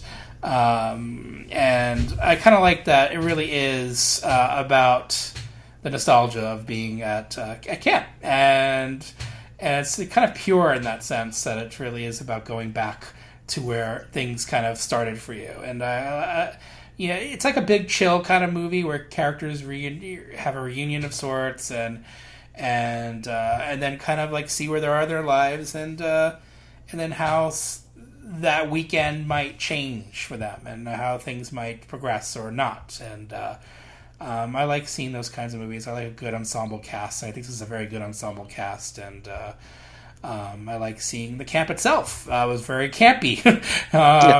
Shot in Ontario, Canada, and set there. I think it's supposed to be the camp just across the way in Michigan, where Sam Raimi and Mike Binder are from. So, love this movie. Every time I watch it a lot over the years. I watched it a couple times in the theater. I owned it on Laserdisc, Laserdisc, DVD, Blu-ray. As a new Blu-ray from Kino Lorber Studio Classics. It's I think another one of Mike Binder's movies is on there, Crossing the Bridge, which is also a bit of a nostalgia movie. And I don't know. I've been a fan of this movie for a long time, and I think it holds up really well. It's like a cozy sweater of a movie, and I just like reliving these characters' past and their present. So I'm definitely into it. How about you? Well, I had never seen this movie before, and I had wanted to watch it for decades, but it was never something that rose to the top of my list. But the reason why I wanted to watch it was because Sam Raimi was in it, and he was playing a character who was not in a horror movie, not in a genre movie specifically. You know, like one of the Coen Brothers types movies that he's shown up in from time to time. So I was very interested to see what he was going to be like in this movie, and I'm glad that this was on your list because it gave me a chance to watch it. And I definitely enjoyed him. He was really bringing the physical comedy to this movie, and he did make me crack up a few times. Beautifully shot movie at times. Some of the shots of the camp and the campsite at night, particularly very striking. I did like the movie. I would say that one of the fun things about it was kind of like talking about the camp lore, like Kevin Pollak talking about Shreks, talking about tricks that they play on each other and how they play tricks on each other. It reminded me of Meatballs, how they took I think the guy's name was Lou, the guy who was like the head of the camp, who they took him out of his bunk and they put him in a canoe. That's right. That sort of prank just reminded me of this movie. So it was fun. It was very nostalgic, but it was not like completely idealized, because they do talk about a scene where there's an African American guy who is hired over the phone, and he comes in and Lou decides that he's not going to work out at the camp, but for his own reasons, because he thinks that it's going to be hard for him, and he regrets it the whole time afterwards. But I think it's a fun movie, and like you said, it's kind of a cozy sweater of a movie. Also, Bill Pullman has great hair in this movie, and I don't know why the mullet ever left, because he's really rocking the mullet in this movie. Bill Paxton, yeah, he's Bill Paxton. Sorry. I used to do that all the time too. I always call them that. He's good in the movie. You really get a sense of his character and like in his past, without him having to say what happened to him. And the movie does have some flashbacks with some of the Uncle Lou stuff that he's involved with, but. I think his own character, though, you get a real sense of him, and I like his sense of humor, too, that he brings to it as well. I think all the actors really get a chance to shine in this movie. I think they're all really good, and I just I always like Elizabeth Perkins a lot. I think she's just always a great presence, a great screen presence, and always kind of lights up the screen when she's on it, and mixing that with some of the other characters here, too. Just always loved it, I'm glad I got an experience of the 90s with Indian Summer, for sure. All right. Let's read off some more lists from pals of the show. Amanda Reyes of the Made for TV Mayhem blog and podcast. Meatballs, Mad Men, and Friday the 13th Part 2. Dean Garman. I loved Happy Campers. Sue Bernardi Johnson. Sleepaway Camp. Meatballs, Little Darlings, and Wet Hot American Summer. Wesley Dean, Sleepaway Camp. Brian Norton, Little Darlings, Gorp, and Friday the 13th Part 2. David Assassino, The Burning, Friday the 13th Part 2, Body Count, Twisted Nightmare, Cheerleader Camp, and Mad Men. I'm sensing a lot of love for Friday the 13th Part 2, by the way, guys. Sue Shippers, Sleepaway Camp, and The Final Girls. Andrew Rooney, Friday the 13th Part 1 and 2, The Burning, Sleepaway Camp. I don't think there's as many summer camp slashers as we think. And then my good pal, Ara Alashad, and who hosts the show as well. I was raised on Friday the 13th franchise and would be remiss not to mention the first, second, and sixth entries as my absolute favorite summer camp movies. Other notable slashers, such as The Burning and the entire Sleepaway Camp series, have adapted the setting, but for whatever reason have failed to recapture the dark magic of Crystal Lake for me. Oh, and while we're on the topic, I think there might be time to finally give Twisted Nightmare a watch. I do adore Mad Men, but unfortunately it's set around the Thanksgiving holiday, which takes it out of contention. Sorry, TP. If it's any consolation, your belt buckle and spin around the hot tub with Betsy is still the stuff of legends. Speaking of Thanksgiving, Addams Family Values has some of the greatest summer camp scenes in any genre, and I'm not sure if it qualifies, but I've always had a soft spot for True Beverly Hills. All right, that's some pretty great things in there. Thank you, Ara. I think yes, they all count, and I love them all. Thank you. Okay, so that's that. Here is your number 2, David. This summer, if you're planning to go camping, don't. If you're looking forward to midnight swims, don't. Sneak on back to the campsite. Get some matches. Build us a hot fire. Don't be long. And if you're thinking about being with someone where no one can see you, don't.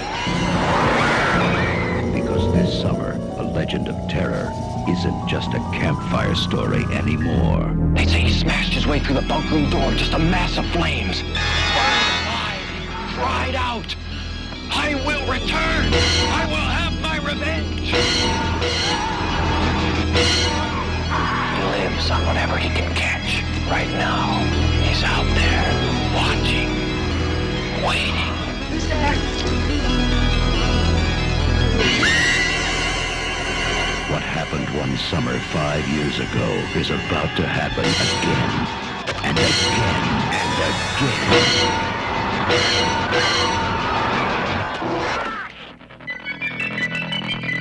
The Burning.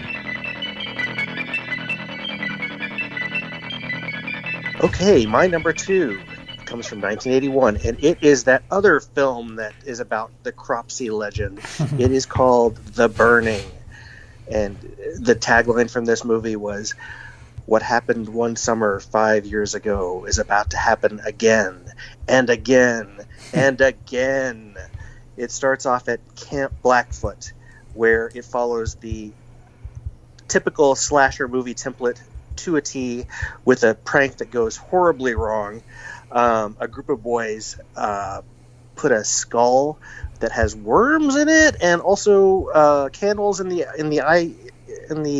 eye sockets at the bedside table of the caretaker named Cropsey, and he wakes up and knocks it over and lights himself on fire and runs out and is horribly burned. He's released from the hospital 5 years later with revenge on his mind, and he decides to take that out on the kids and the counselors at Camp Stonewater. Now, this is a movie that, of all the movies that we've talked about that were from the 80s, has probably the biggest pedigree of people who went on to do future projects and of great renown, or of fame and of infamy. We have Brad Gray, who was the future Paramount CEO. We have Jason Alexander, who's doing a lot of solid ad-libbing in this movie, who later, of course, was on Seinfeld. Fisher Stevens, the documentarian and actor, who's been in a ton of wonderful movies. A very brief appearance by Holly Hunter. And, of course, it also has a story by Harvey Weinstein, who has, since been disgraced with the Me Too movement, and apparently some of his actions started even on the set of The Burning. And there's a lot of like horrible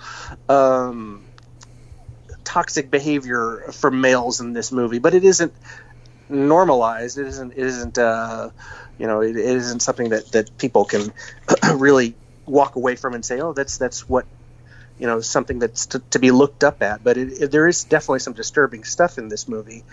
But speaking of disturbing stuff, other than the subtext, the movie has a very shocking scene kind of in the late and mid part of the movie, which really makes the movie. Cropsey is a very good Friday the 13th Jason style knockoff. The kills are really great. Tom Savini does the makeup in this movie. The score is done really well. I'd say this is definitely one of the strongest of the camp horror movies. despite kind of like a disturbing subtext that's going on now with with Harvey Weinstein. But it's definitely something that I can pop in and enjoy quite immensely. What are your thoughts? Oh, for sure, it's the best Weinstein, like one of the best Weinstein movies ever. Regardless of him, I think the movie is really great. I think it really gets the summer camp thing going really well, and like you really kind of you're in the atmosphere in a great big way. You really feel like you're on summer camp with them. And when they're in the water, you feel like you're in the water with them. When you're running, you feel like you're running with them. I think it really gets that vibe really, really well in this movie, where a lot of the summer camp movies are kind of a mixed bag. Sometimes they get it, sometimes they don't. I think this one really gets it. And the horror is really well done. Of course, Tom Savini doing the effects, and then of course you have the music by Rick Wakeman of Yes, and like it has like a great stew of different things that. And the Cropsey legend, of course, that they heavily borrowed from, and then the actors are engaging and have fun characters. I mean, Glazer. How can you not want a Glazer in your movie? That's the real asshole Glazer. And then, of course, Eddie, Ned Eisenberg, who went on to a bunch of things. He's a fun character as well, and. You have the leads who are a little bit, nice, goody two-shoes, like Todd and Michelle, but you like them at the same time. There's scenes where like they're in the woods and it looks like kind of like a chewing gum ad from that time period. Like it's like the way it's shot, and it's like so like just like well lit, and they're just like a perfect couple. They definitely belong in some sort of like advertisement for being perfect and beautiful, right? But then you have Brian Backer's character, who's a bit of a perv and a peeper, and who, which may help him later in the movie. And then you have Jason Alexander, of course, showing up and showing off his butt. And some of the girls, and Fisher Stevens playing Woodstock, and Tiger, I think her character Shelley Bruce and her weird hair bob thing. I don't know. I like a lot of the characters. I find them fun and endearing, and some even the asshole character is kind of fun. And then this movie has, I guess it's a little different from the other slasher movies. It has two final boys and a final girl, so it kind of separates itself a bit from some of the other movies, and for having two boys instead of the one, usually the one romantic lead and the one final girl. And you could probably guess who those people are by the end of the movie, but the dispatching of some of the victims, and of course the scene on the water is quite shocking, and the effects are so great, and it really kind of enlivens the movie when that happens, and you really get a sense that anything could happen in this movie. And I remember that being a big thing while watching in the early 80s. Like, this is a movie that really anything can happen, right? And you get that feel, and so it was like kind of scary. It was really scary watching it back then. And it might be a little bit played out now. Like, some of the scares don't work as much as they probably did back then, but I think they're still really effective, and so this movie has aged well for me, and I love it. I love the burning, and Cropsey as a killer, I think, is a fun killer. Yeah, he's got a good makeup as well, and the finale, the climax of the movie is really well done, and like along the way there are just some very brutal attacks that Cropsey does. He really, I mean, you sort of sympathize with this guy because he was burnt to an inch of his life, within an inch of his life, but he does kind of kill horribly a great deal of counselors and kids. But yeah, the violence in this movie is just is very high, and I think that's one of the reasons why it gives it such an impact. It does. It really does. Jack Shoulder edited the film, and he was a really good editor. He did a lot of trailers for like New Line, and of course he went on to be a director in his own right with slasher movies like Alone in the Dark and Nightmare on Elm Street Part 2, and of course our mutual favorite The Hidden. He's a great director of horror and a good editor of horror as well, because demonstrated in this film. He really makes the scenes pop really well, and it flows really well too. I think by the time you're at the finale, you're like really with the characters, and like I said, you feel like you're running with them. So that's a good movie. That's a good movie. Really gets you going, and I like those prank gone wrong movies, and this is a good one. Okay, here is my number 2. Take a trip back to 1981 with the special people who made summer camp unforgettable. You guys aren't supposed to be out of your bunks. You're in trouble. The camp director. 4 campers are stuck in the ropes course. I meant to tell you about that yesterday. Could you get to it now? The counselors. Wait for me, Abby Bernstein. Wait for me, my darling. Wait. I just want to take off my shirt. The kitchen staff. Finish up the taters. I'm gonna go fondle my sweaters. Come on, what? You said you were gonna go fondle your sweaters. No, I didn't. The water sports. Hey, Andy, can I take out the Barbie bus? Sure. The nature hikes. Out! Out! And of course, who can forget the sex, the muggings, the cover-ups, the malaria, the psychotherapy. Hello. And the friendships that last a lifetime. We want you to be the guest of honor at our wedding next week.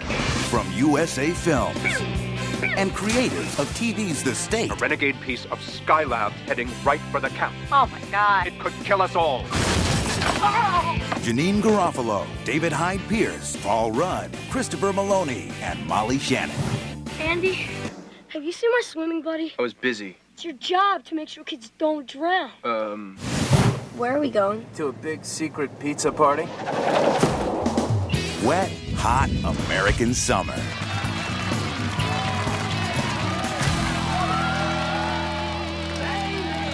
Okay, I went with Wet Hot American Summer, which I know some of you guys out there love as well. It's at this point become quite more than even a little cult movie, right? I feel like it has really earned its way into the classic comedies of our past now. I mean, it's a 2001 film, of course, set in 1981.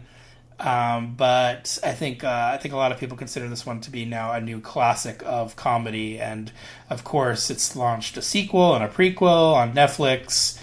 And I don't think those prequel and sequel really kind of match the film in any way. I don't think they live up. It's nice. It's really great. I like them a lot, and I like seeing the characters and the actors playing those characters again.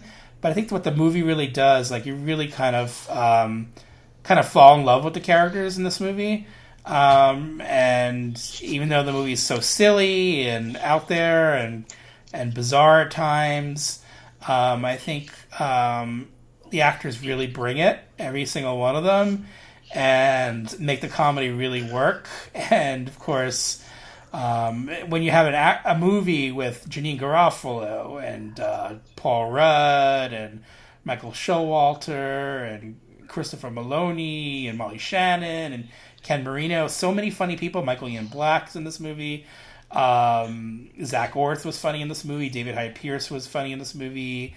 Amy Poehler. I mean, a lot of people went on to a lot of bigger things. Bradley Cooper, of course. Elizabeth Banks, I think, is really funny in this movie. Everyone in this movie really shines and gets a little moments. And this is the movie that's kind of really deeply set into the early 80s teen summer camp movies. I mean, a lot of the scenes of this film are even like grabs from like other movies, but done in such a fun way. And of course, what a style all of its own as well, or at least comedic sensibility all of its own. Written by Michael Showalter and director David Wayne. Of course, they've gone on to doing a lot of different kinds of fun things.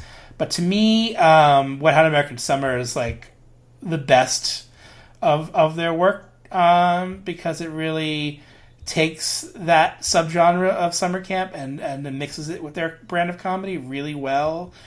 And it seems like a loving homage to those movies, but also at the same time a spoof and also a way into putting your own kind of weird spin on things. And I love that it's set on August 18th, which is my birthday. I get to have 2 movies set on my birthday that are pretty popular. This one and the Texas Chainsaw Massacre. Oh, you lucky. So lucky. Both movies set on one day, and it being my birthday, which is interesting. I like that. So I have a special connection to this movie, but I also feel like, it stood the test of time, even though it was not a hit when it came out. It was mostly ignored in theaters. It made $200,000 at the box office. It got barely a release in the summer of 2001.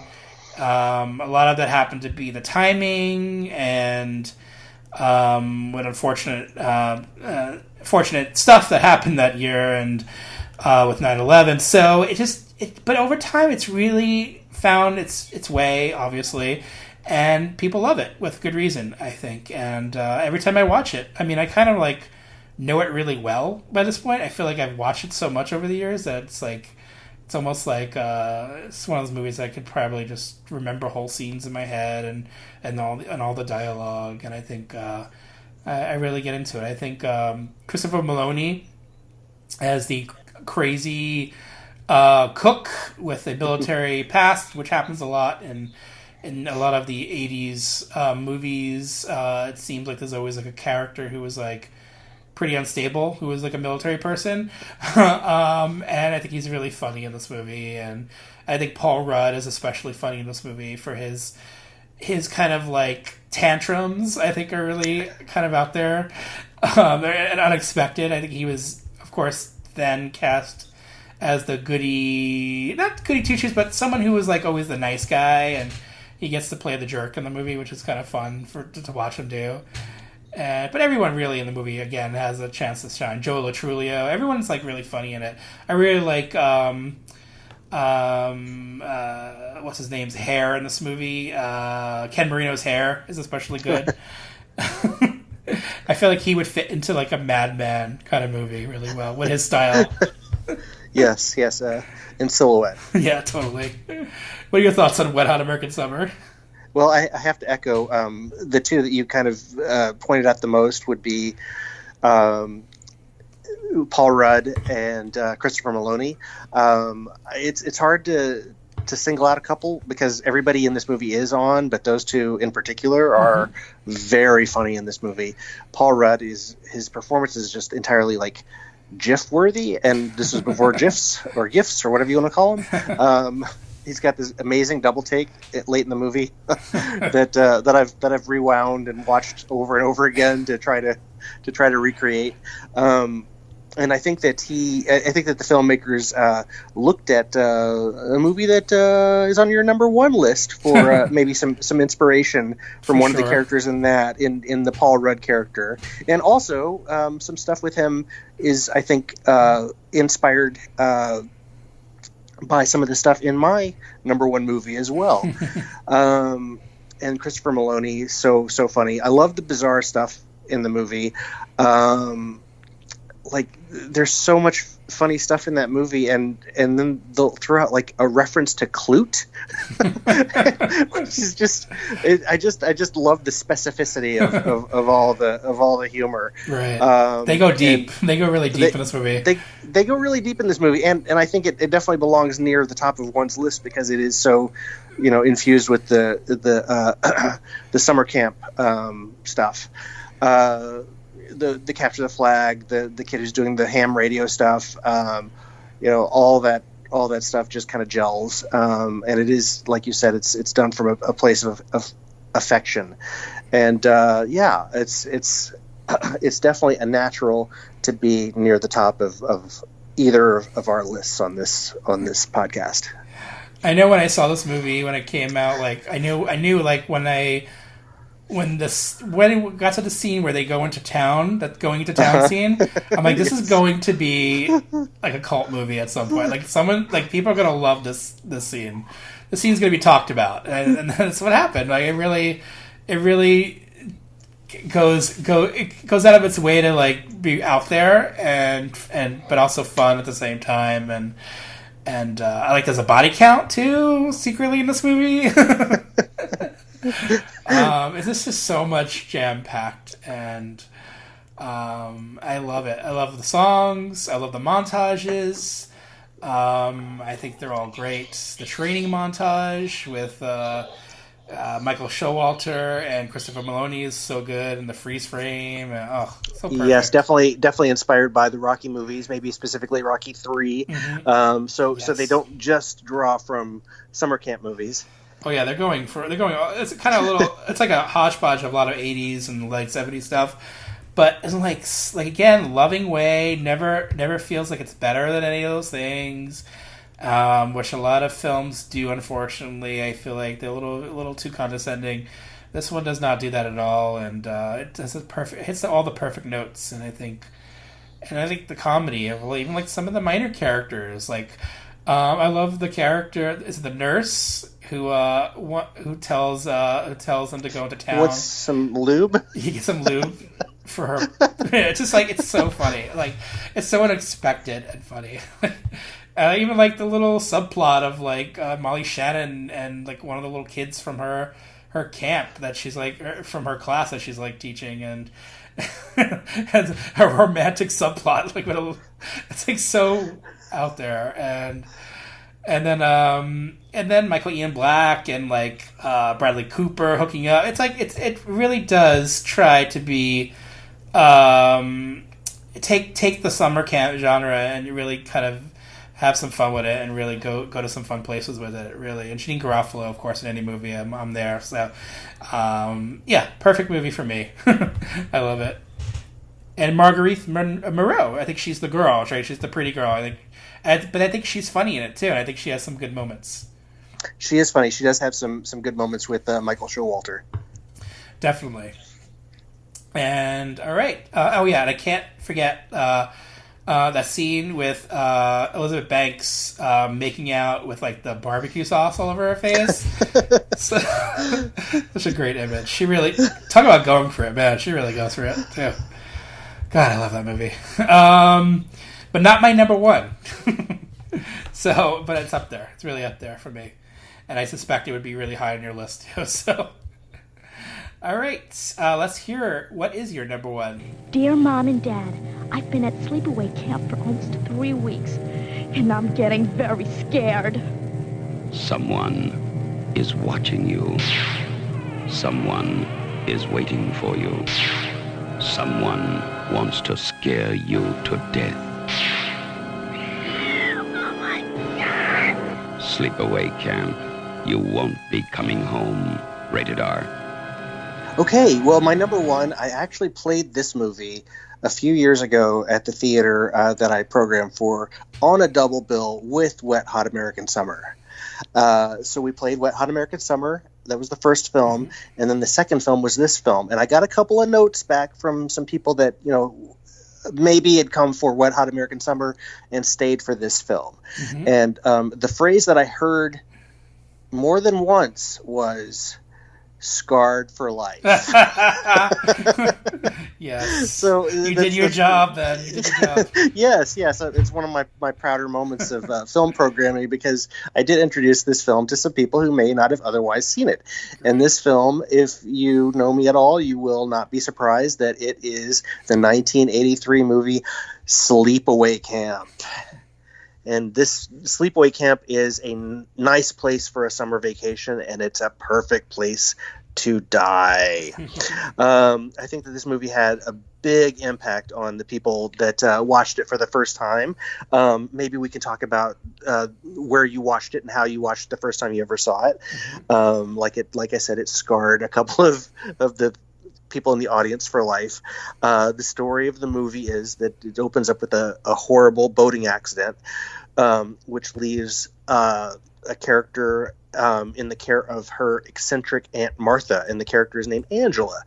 Angela and her cousin Ricky go to summer camp together at Camp Arawak, where at the same time there is a mysterious killer who starts slaughtering both campers and staff. And this movie, I just have to say, it's it's one of my favorite movies. I think it's just a wild ride of a movie. It's so many things. It's weird. It's got skeevy characters. It's campy. It's funny. It's genuinely shocking. It has that theme song at the end that I love so much, which I kind of alluded to earlier. And it's a brisk movie, and I just love watching it. Like every time, I never get tired of it. There's so much going on in this movie that I enjoy. Even the scenes that go on kind of forever, like we were talking about before with the hot tub scene. There's a baseball scene that kind of goes on for a long, long time in this movie, but I love it because it's got it's got all sorts of things within it. Like two characters are kind of making fun of each other, and one of them tells cousin Ricky, to eat shit and die, and Ricky says, "Eat shit and live, Bill." And, and so, it's stuff like that just really, really endearing to me. And this movie may be for a select audience, but if you like this movie, it's gonna really hit the target. And for me, it really does. I love this movie. So much stuff about it. There's Judy with her side ponytail. There's the counselor with the super, super tight shorts. Jesus, yeah. There's Ricky coming in. Like, he comes into the mess hall or the cafeteria, and he's got this big 10-gallon cowboy hat on, and just his swagger that he has coming in. It's just so funny. I love this movie. Like, every scene in this movie. I love it. What about you? The same way. I think I've talked about this one a couple times on the podcast, but I love this movie. It really has so many idiosyncrasies that add up to a lot of make it really out there and bonkers and in the best possible way. I mean, there's no other movie quite like Sleepaway Camp. We're talking about movies about summer camp, and a lot of them are kind of similar and have similar qualities, but there's not one that's quite like this one, or as warped as this one, or as just kind of bizarre. I mean, I'm not exactly sure what some of the intentions were with some of the choices, because some of them are very dark and odd choices, but it works for the context of a 1983 slash movie with children. It's so crazy. It really does crazy. And I love it. I saw it at the Rivoli Theater in Times Square, and I didn't know what to make of it. I was a kid, so I'm down for any like horror movie, but it was like a horror movie with kids in it too. So that I didn't see too often. I would watch a lot of horror movies, but there were adults, and I was a little bit removed. And there were teenagers, and teenagers felt like adults to you when you were a kid. So, but actually seeing kids like who were closer to your age in a slasher movie, slaughtered, like it was intense and like crazy. I don't know how I processed it. I'm not even sure I recovered myself from it. And I don't know. I love this movie though, that it takes these weird chances and it's like, well, it's like it's cheaply made, but it's well done at the same time, and it may not be perfect and it has some warts, but I don't know. I just think it's so good for what it is, and to have a summer camp slasher movie that's not quite like anything else, at least at that time. Of course, since been sequels and all that stuff, but just is quite great and something unique, and I'm sure it pissed off a lot of people and some adults. I'm sure Siskel and Ebert loved it, and I'm sure did they even bother reviewing this one? I can't imagine them sitting in the movie theater talking about this one, because it hits up all the things that they hate in movies. But I think Felicia Rose, she's good in the film as Angela, this quiet girl who, we're not quite sure about, and Ricky, I think he's a great character, and of course Judy, Judy gotta have, I want a Judy shirt, even though, I don't know why, I don't know if I'd wear it, but I think everyone needs to have a Judy shirt with their own name on it, maybe. I don't quite get that the guy who ran the camp, Mel, I think was his name. Mel, yeah. Yeah, I don't quite understand how the girls were falling for this guy. It was very odd to me. There's one scene where he's kind of having to talk down to some kids who were throwing their water balloons, and he's walking back, and then all the kids are ad-libbing about Mel walking back, and like, how can he do that with his old ass and this 90-year-old ass and his 90-year-old balls or whatever. And it was just that ad-lib was great. But yeah, Mel is quite quite alluring. I mean, he's quite the catch in this movie because Meg is super into him in this movie. It really is. I don't know if that says a lot about Meg or Mel. I don't know what. Or 1983. I'm not sure. But so many questionable things that leave you questions. But I don't know. I don't know if I want the answers because the mystery behind some of these choices makes it more interesting. And the director's a bit like tight-lipped about some of the things. He's like talked about this movie before. He's a commentary, but he does seem a little bit tight-lipped about some of those choices. And I don't know. I think so I don't know what the intentions are still, even after watching all the extra features on the Blu-ray or DVD. And still those choices are a little questionable to me, and I still don't know why. But maybe it's best they're a mystery. And it adds to the charm and the mystery of Sleepaway Camp. The sequels themselves, I love 2. 3 is fun. I think they're their own thing, though. They take the comedy is definitely a little bit more forefront.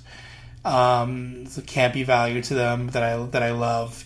1 is definitely more of the gritty early 80s kind of varietal slasher movie, and yeah, capturing a New York sensibility too in there. We shot upstate New York. But yeah, it's out there. I love it. I totally see why it's your number 1 because it's a lot of fun. Yeah, the first time I saw this movie was at an event that the Alamo Drafthouse put on called Camp Hack and Slash, which was done in a camp outside of Austin, and they showed the world premiere of Freddy vs. Jason, and I believe Ken Kersinger was there, and Robert Englund, and I want to say, who's the guy who directed the first Friday the 13th movie? Sean Cunningham. I believe they were all there. But it's sort of like all become kind of a blur because it was a marathon of movies, and the only thing that I remember after that was that they showed Sleepaway Camp, and they had Angela and Ricky there, and it was just kind of a mind-blowing movie experience, seeing that out in the woods for the first time ever on a big screen with a lot of people, and late at night. Well, I hope Freddie was there to watch it with you. I imagine he probably like left after the first movie, but he did come out and hang out for a little bit. But boy, that Sleepaway Camp, never forget it. You'll never forget your first time. For sure. And I think that might be the theme of your number 1 movie. That is the theme. Segue very nicely there. Here is the TV spot that I had to dig up for and actually put on YouTube. Here it is. This summer, do something special. Something you've never done before. Angel versus Ferris. Whoever catches a guy first wins. Tatum O'Neal. That's great eyes, Mr. Christy McNichol. I'm not a woman, Randy. In the motion picture that suddenly grows up. Little Darling, don't let the title fool you. Starts Friday, Guilds Forum, Lowe's Orpheum 2, Reed's Bay Cinema, and a theater near you. Little Darlings is my number 1 by far because I absolutely love Little Darlings, the ultimate teen summer camp movie.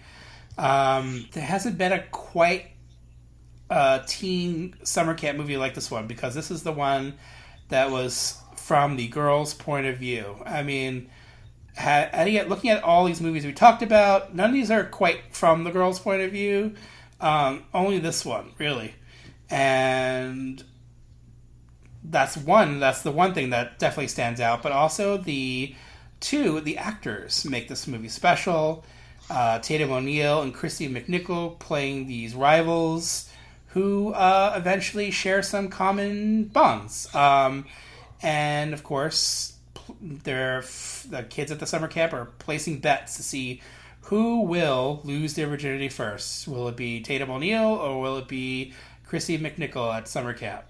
And the fun of the movie is to find out where that goes, and of course the relationships and between the characters and the romances between, say, Chrissy McNichol and Matt Dillon in his second movie, I think, and of course Tatum O'Neal pursuing, of all people, Armand Asante, as she would in 1980.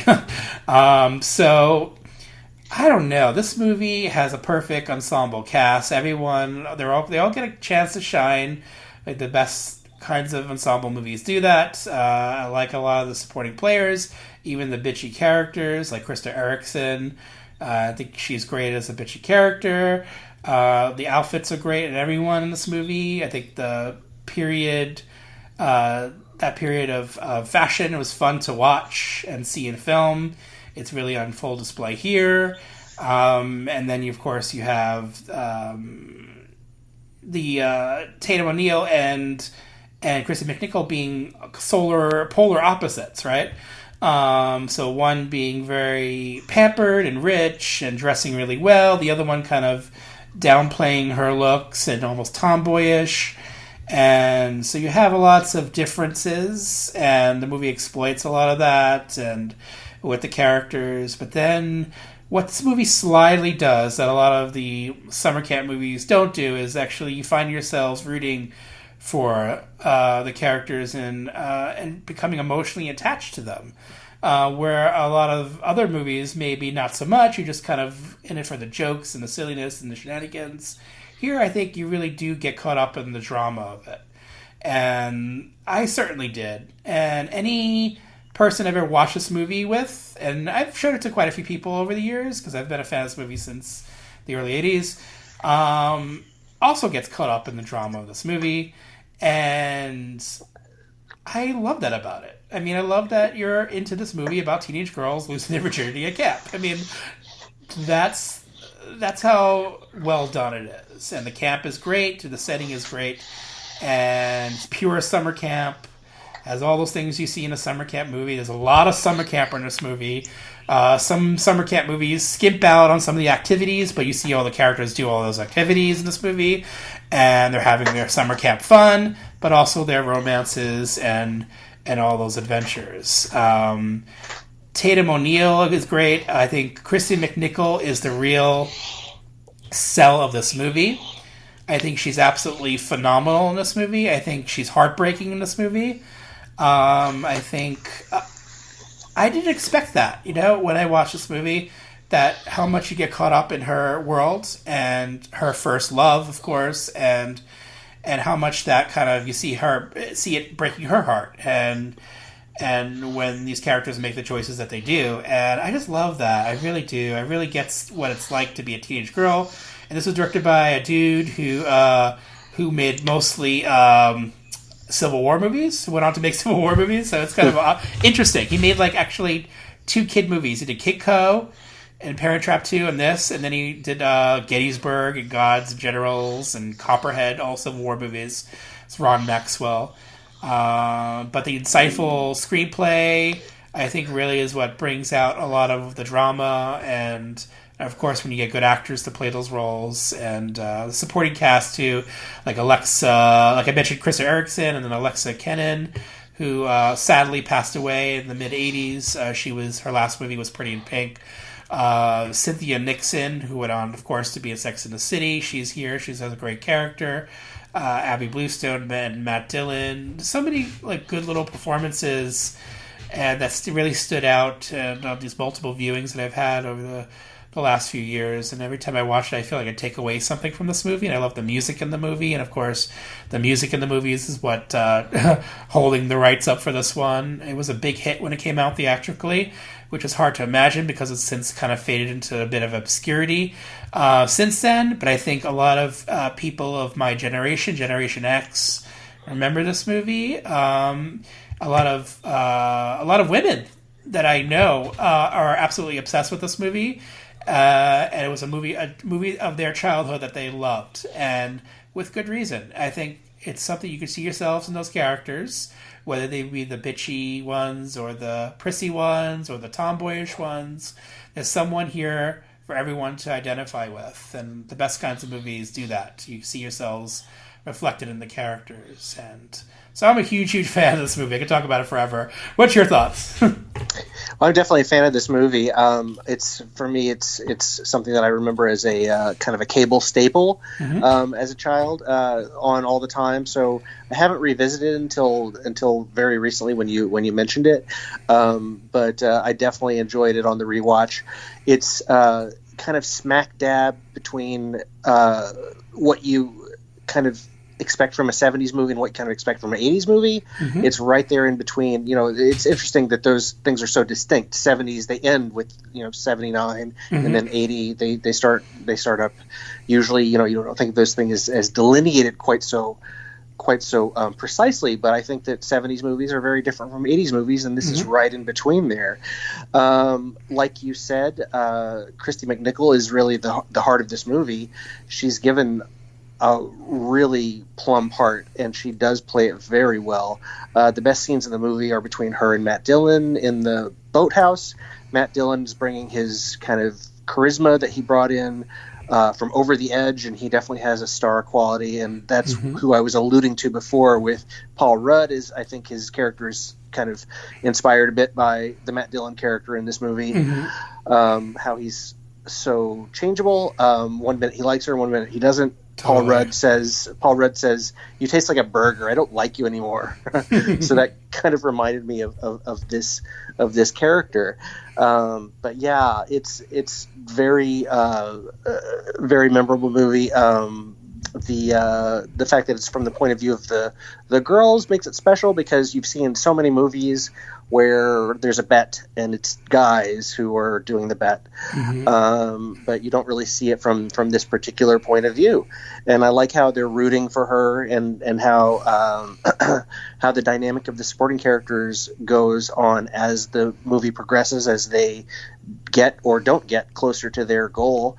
You mentioned Krista Erickson. I really liked her in this movie. I also really liked her in Jekyll and Hyde Together Again. Have you seen that one? Oh, I love that movie.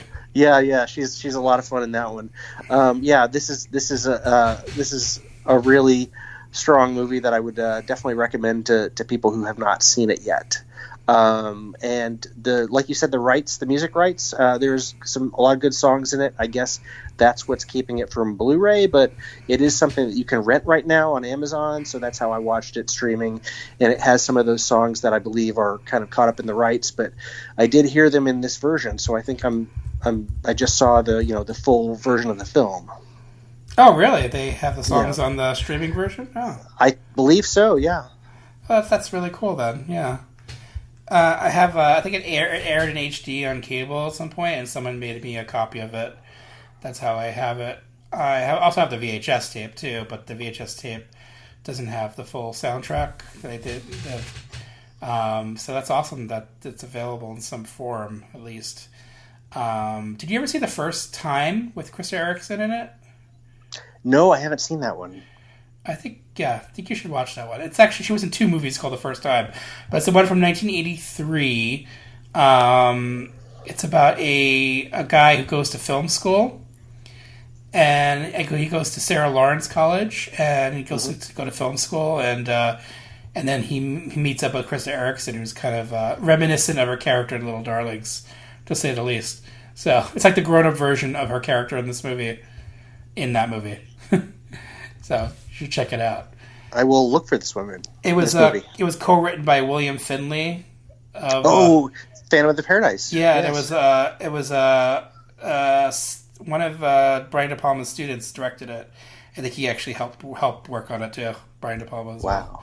So I will seek this out. Seek it out. I love that movie, and I love this movie, Little Darlings. It's such a special film, and hopefully the rights will eventually I mean, it has a lot of good songs in it, and Blondie's on the soundtrack, Supertramp, and Bellamy Brothers, they're great tracks on there, and a couple others. So hopefully they'll be able to clear them for a Blu-ray, I think, for sure. I think another generation will need to discover this movie because it really is a special film. I was looking up the Siskel and Ebert review of it, and they didn't quite get it. As they didn't get slasher movies in general of the early 80s or teen movies of the early 80s. So they voted thumbs down on it. But huge thumbs up from me. To me, by far, my favorite and best summer camp movie ever. I love it so much. What's always eluded me is the TV pilot that aired in 1982, or didn't air, I'm not sure, with Pamela Adlon. Or Pamela Segal then, and Tammy Lauren playing those roles. It was called Little Darlings as well. So it was interesting that this movie, which caused some controversy when it came out, because it was about two girls trying to lose their virginity at camp, but it was such a big hit, so it broke out of its mold. I mean, it really, teens found a way to find it, and of course, being on cable definitely helps. That's probably what cemented it as a hit with a lot of kids growing up, and so I'm very interested in seeing that pilot. I'm sure it wouldn't be anywhere near as good as the film, but just to give that, I think Joel Zwick directed that pilot, and he went on to do My Big Fat Greek Wedding and a bunch of TV stuff. He actually coincidentally did the pilot for the Adventures in Babysitting TV show that failed pilot as well. So he was king of the failed pilots, I guess. But I definitely want to seek it. If anyone knows of the pilot for Little Darlings, the TV show, if it exists in any form, please let me know. I definitely want to check it out, since I'm such a big fan. That I recently uploaded onto YouTube the original TV spot from the 1980 theatrical run, as well as the 1984 re-airing on NBC of the they first originally aired it in July, I think, of 83, and then they re-aired it in 84, somewhere in 83 and then 84, and so I put a little TV spot for the 84 re-airing on NBC on the YouTube machine, and check it out. Check out my YouTube channel, guys. Retro Movie Love Podcast. Just look for it on YouTube and subscribe. So you'll find all the podcast episodes on there. You'll find some rare TV spots. I'm going to slowly add those to there, and have some media unboxings, like Blu-ray unboxings on there. So I'm just going to be adding lots of cool little things on there for you guys, and so just please check it out. Retro Movie Love Podcast on YouTube. Subscribe, please. That helps the show out, and the usual places you can find the show are all here. It's still on the Twitter, we're still on the Instagrams, we're still on the Facebooks, Retro Movie Love and Cinema de Meep. They can find you, David, on Facebook. And Yes. My Facebook group is called Graveyard Shift at Circle Cinema, where I do my genre programming every month. So if you're around here, if you're around the Tulsa, Oklahoma area, or just if you just want to join the group, just please do, and I'll let you in on all the fun. Yeah, he has a lot of fun screening, guys. So you should really track him down and that group down, and if you're anywhere near the Tulsa area, you should really check those screenings out. You know, it's a labor of love, I'm sure, from you. You recently did a one of your yearly slumber events, parties. Yes. Yeah. What was that one? That one was a month ago, I think, to the day. It'll be to the day tomorrow, and it was a lot of fun. We did a masked killer theme this year. So we showed Friday the 13th Part 3.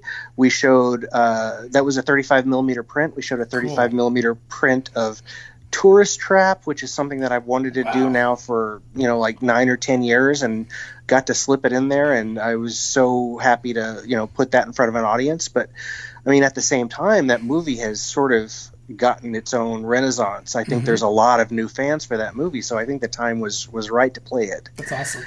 Yeah, and we showed Nightbreed, Clive Barker's movie from 1990, and we showed the 1987 slasher. We always like to show something a little obscure. The kind of semi-giallo movie from Italy, Stage Fright, a.k.a. Bloody Bird, a.k.a. Aquarius, about a killer who's wearing this gigantic owl mask. And Nice. that movie really connected with people. That might have been like kind of the biggest hit of the night. Really? Wow, that's interesting. Yeah. They loved it. Lots of oohs and ahs whenever, like you'd pull up like a half of a body out of a hole and stuff, like all this other stuff. And then the final movie we showed for the night was the Texas Chainsaw Massacre Part 2 in 35 millimeters. So it was quite a fun night. Everybody had a good time. Yeah. Sounds like an all-night slumber party of bloody fun. That's perfect to me. That's a great way to spend your summer. Yeah.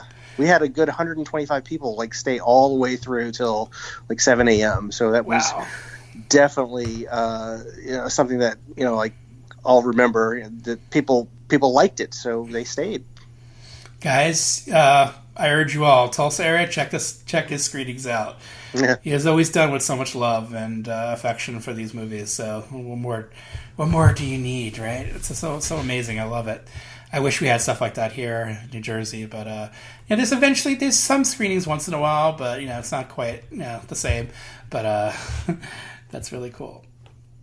All right, cool. Well, this has been fun talking about all these camp movies. I always look forward to talking about them, and in any way. So any of these movies, anytime. So having them all in one podcast is a great way to close out the summer for me, for sure. And it's been a fun, hot summer, wet, hot summer here. It's been a wet, hot American summer. Yeah. Yes, and thank you for inviting me on this one. This is definitely a topic that's near and dear to my heart, so I'm glad I got to talk about some of my favorite movies, too. Yeah, when I thought of camp, I immediately thought of you, because, we are campers here at heart, movie campers, and thank you guys for supporting the show on Patreon. Again, patreon.com /Retro Movie Love. You can join for as little as $1 a month, and you get access to all the bonus episodes that we do each month. And then, of course, like I mentioned, YouTube, subscribe on there. Retro Movie Love Podcast, Facebook, Spotify, all those places. You'll find Retro Movie Love. We're all over the internet. Thanks, guys. We'll be back for some more shenanigans. Love saying that word today. And we'll see what we dig up next. Will it be horror for September or October? For sure October. I know that. We'll see what we come up for September. But thank you guys for listening to the show and supporting us. Appreciate it. Take care, guys. Thank you, David, again. Thank you. Thanks, everybody, for listening. Goodbye. Bye. Ciao for now. Hello, mother. Hello, father. Here I am at Camp Granada. Camp is very entertaining, and they say we'll have some fun if it stops raining. I went hiking with Joe Spivey. He developed poison ivy. You remember Leonard Skinner? He got ptomaine poisoning last night after dinner. All the counselors hate the waiters, and the lake has alligators, and the head coach wants no sissies, so he reads to us from something called Ulysses. Now I don't want this should scare you, but my bunkmate has malaria. You remember Jeffrey Hardy? They're about to organize a searching party. Take me home, oh mother, father, take me home. I hate Granada, don't leave me out in the forest where I might get eaten by a bear. Take me home, I promise I will not make noise or mess the house with other boys. Oh, please don't make me stay. I've been here one whole day. Dearest father, darling mother, how's my precious little brother? Let me come home if you miss me. I would even let Aunt Bertha hug and kiss me. Wait a minute, it stopped hailing. Guys are swimming, guys are sailing, playing baseball. Gee, that's better. Mata fata, kindly disregard this letter. Thank you. I don't know what to say. I was once a camper myself, but it wasn't anything like this. Camp Rolling Hills is the best. Can I have Molly Nagel and Allie Burtis up here to help me with our morning song? All right, Al. Come on, Al. Go on, Al. Okay. We'll do my favorite, the Happy Camper song. Don't forget the hand movements. Oh!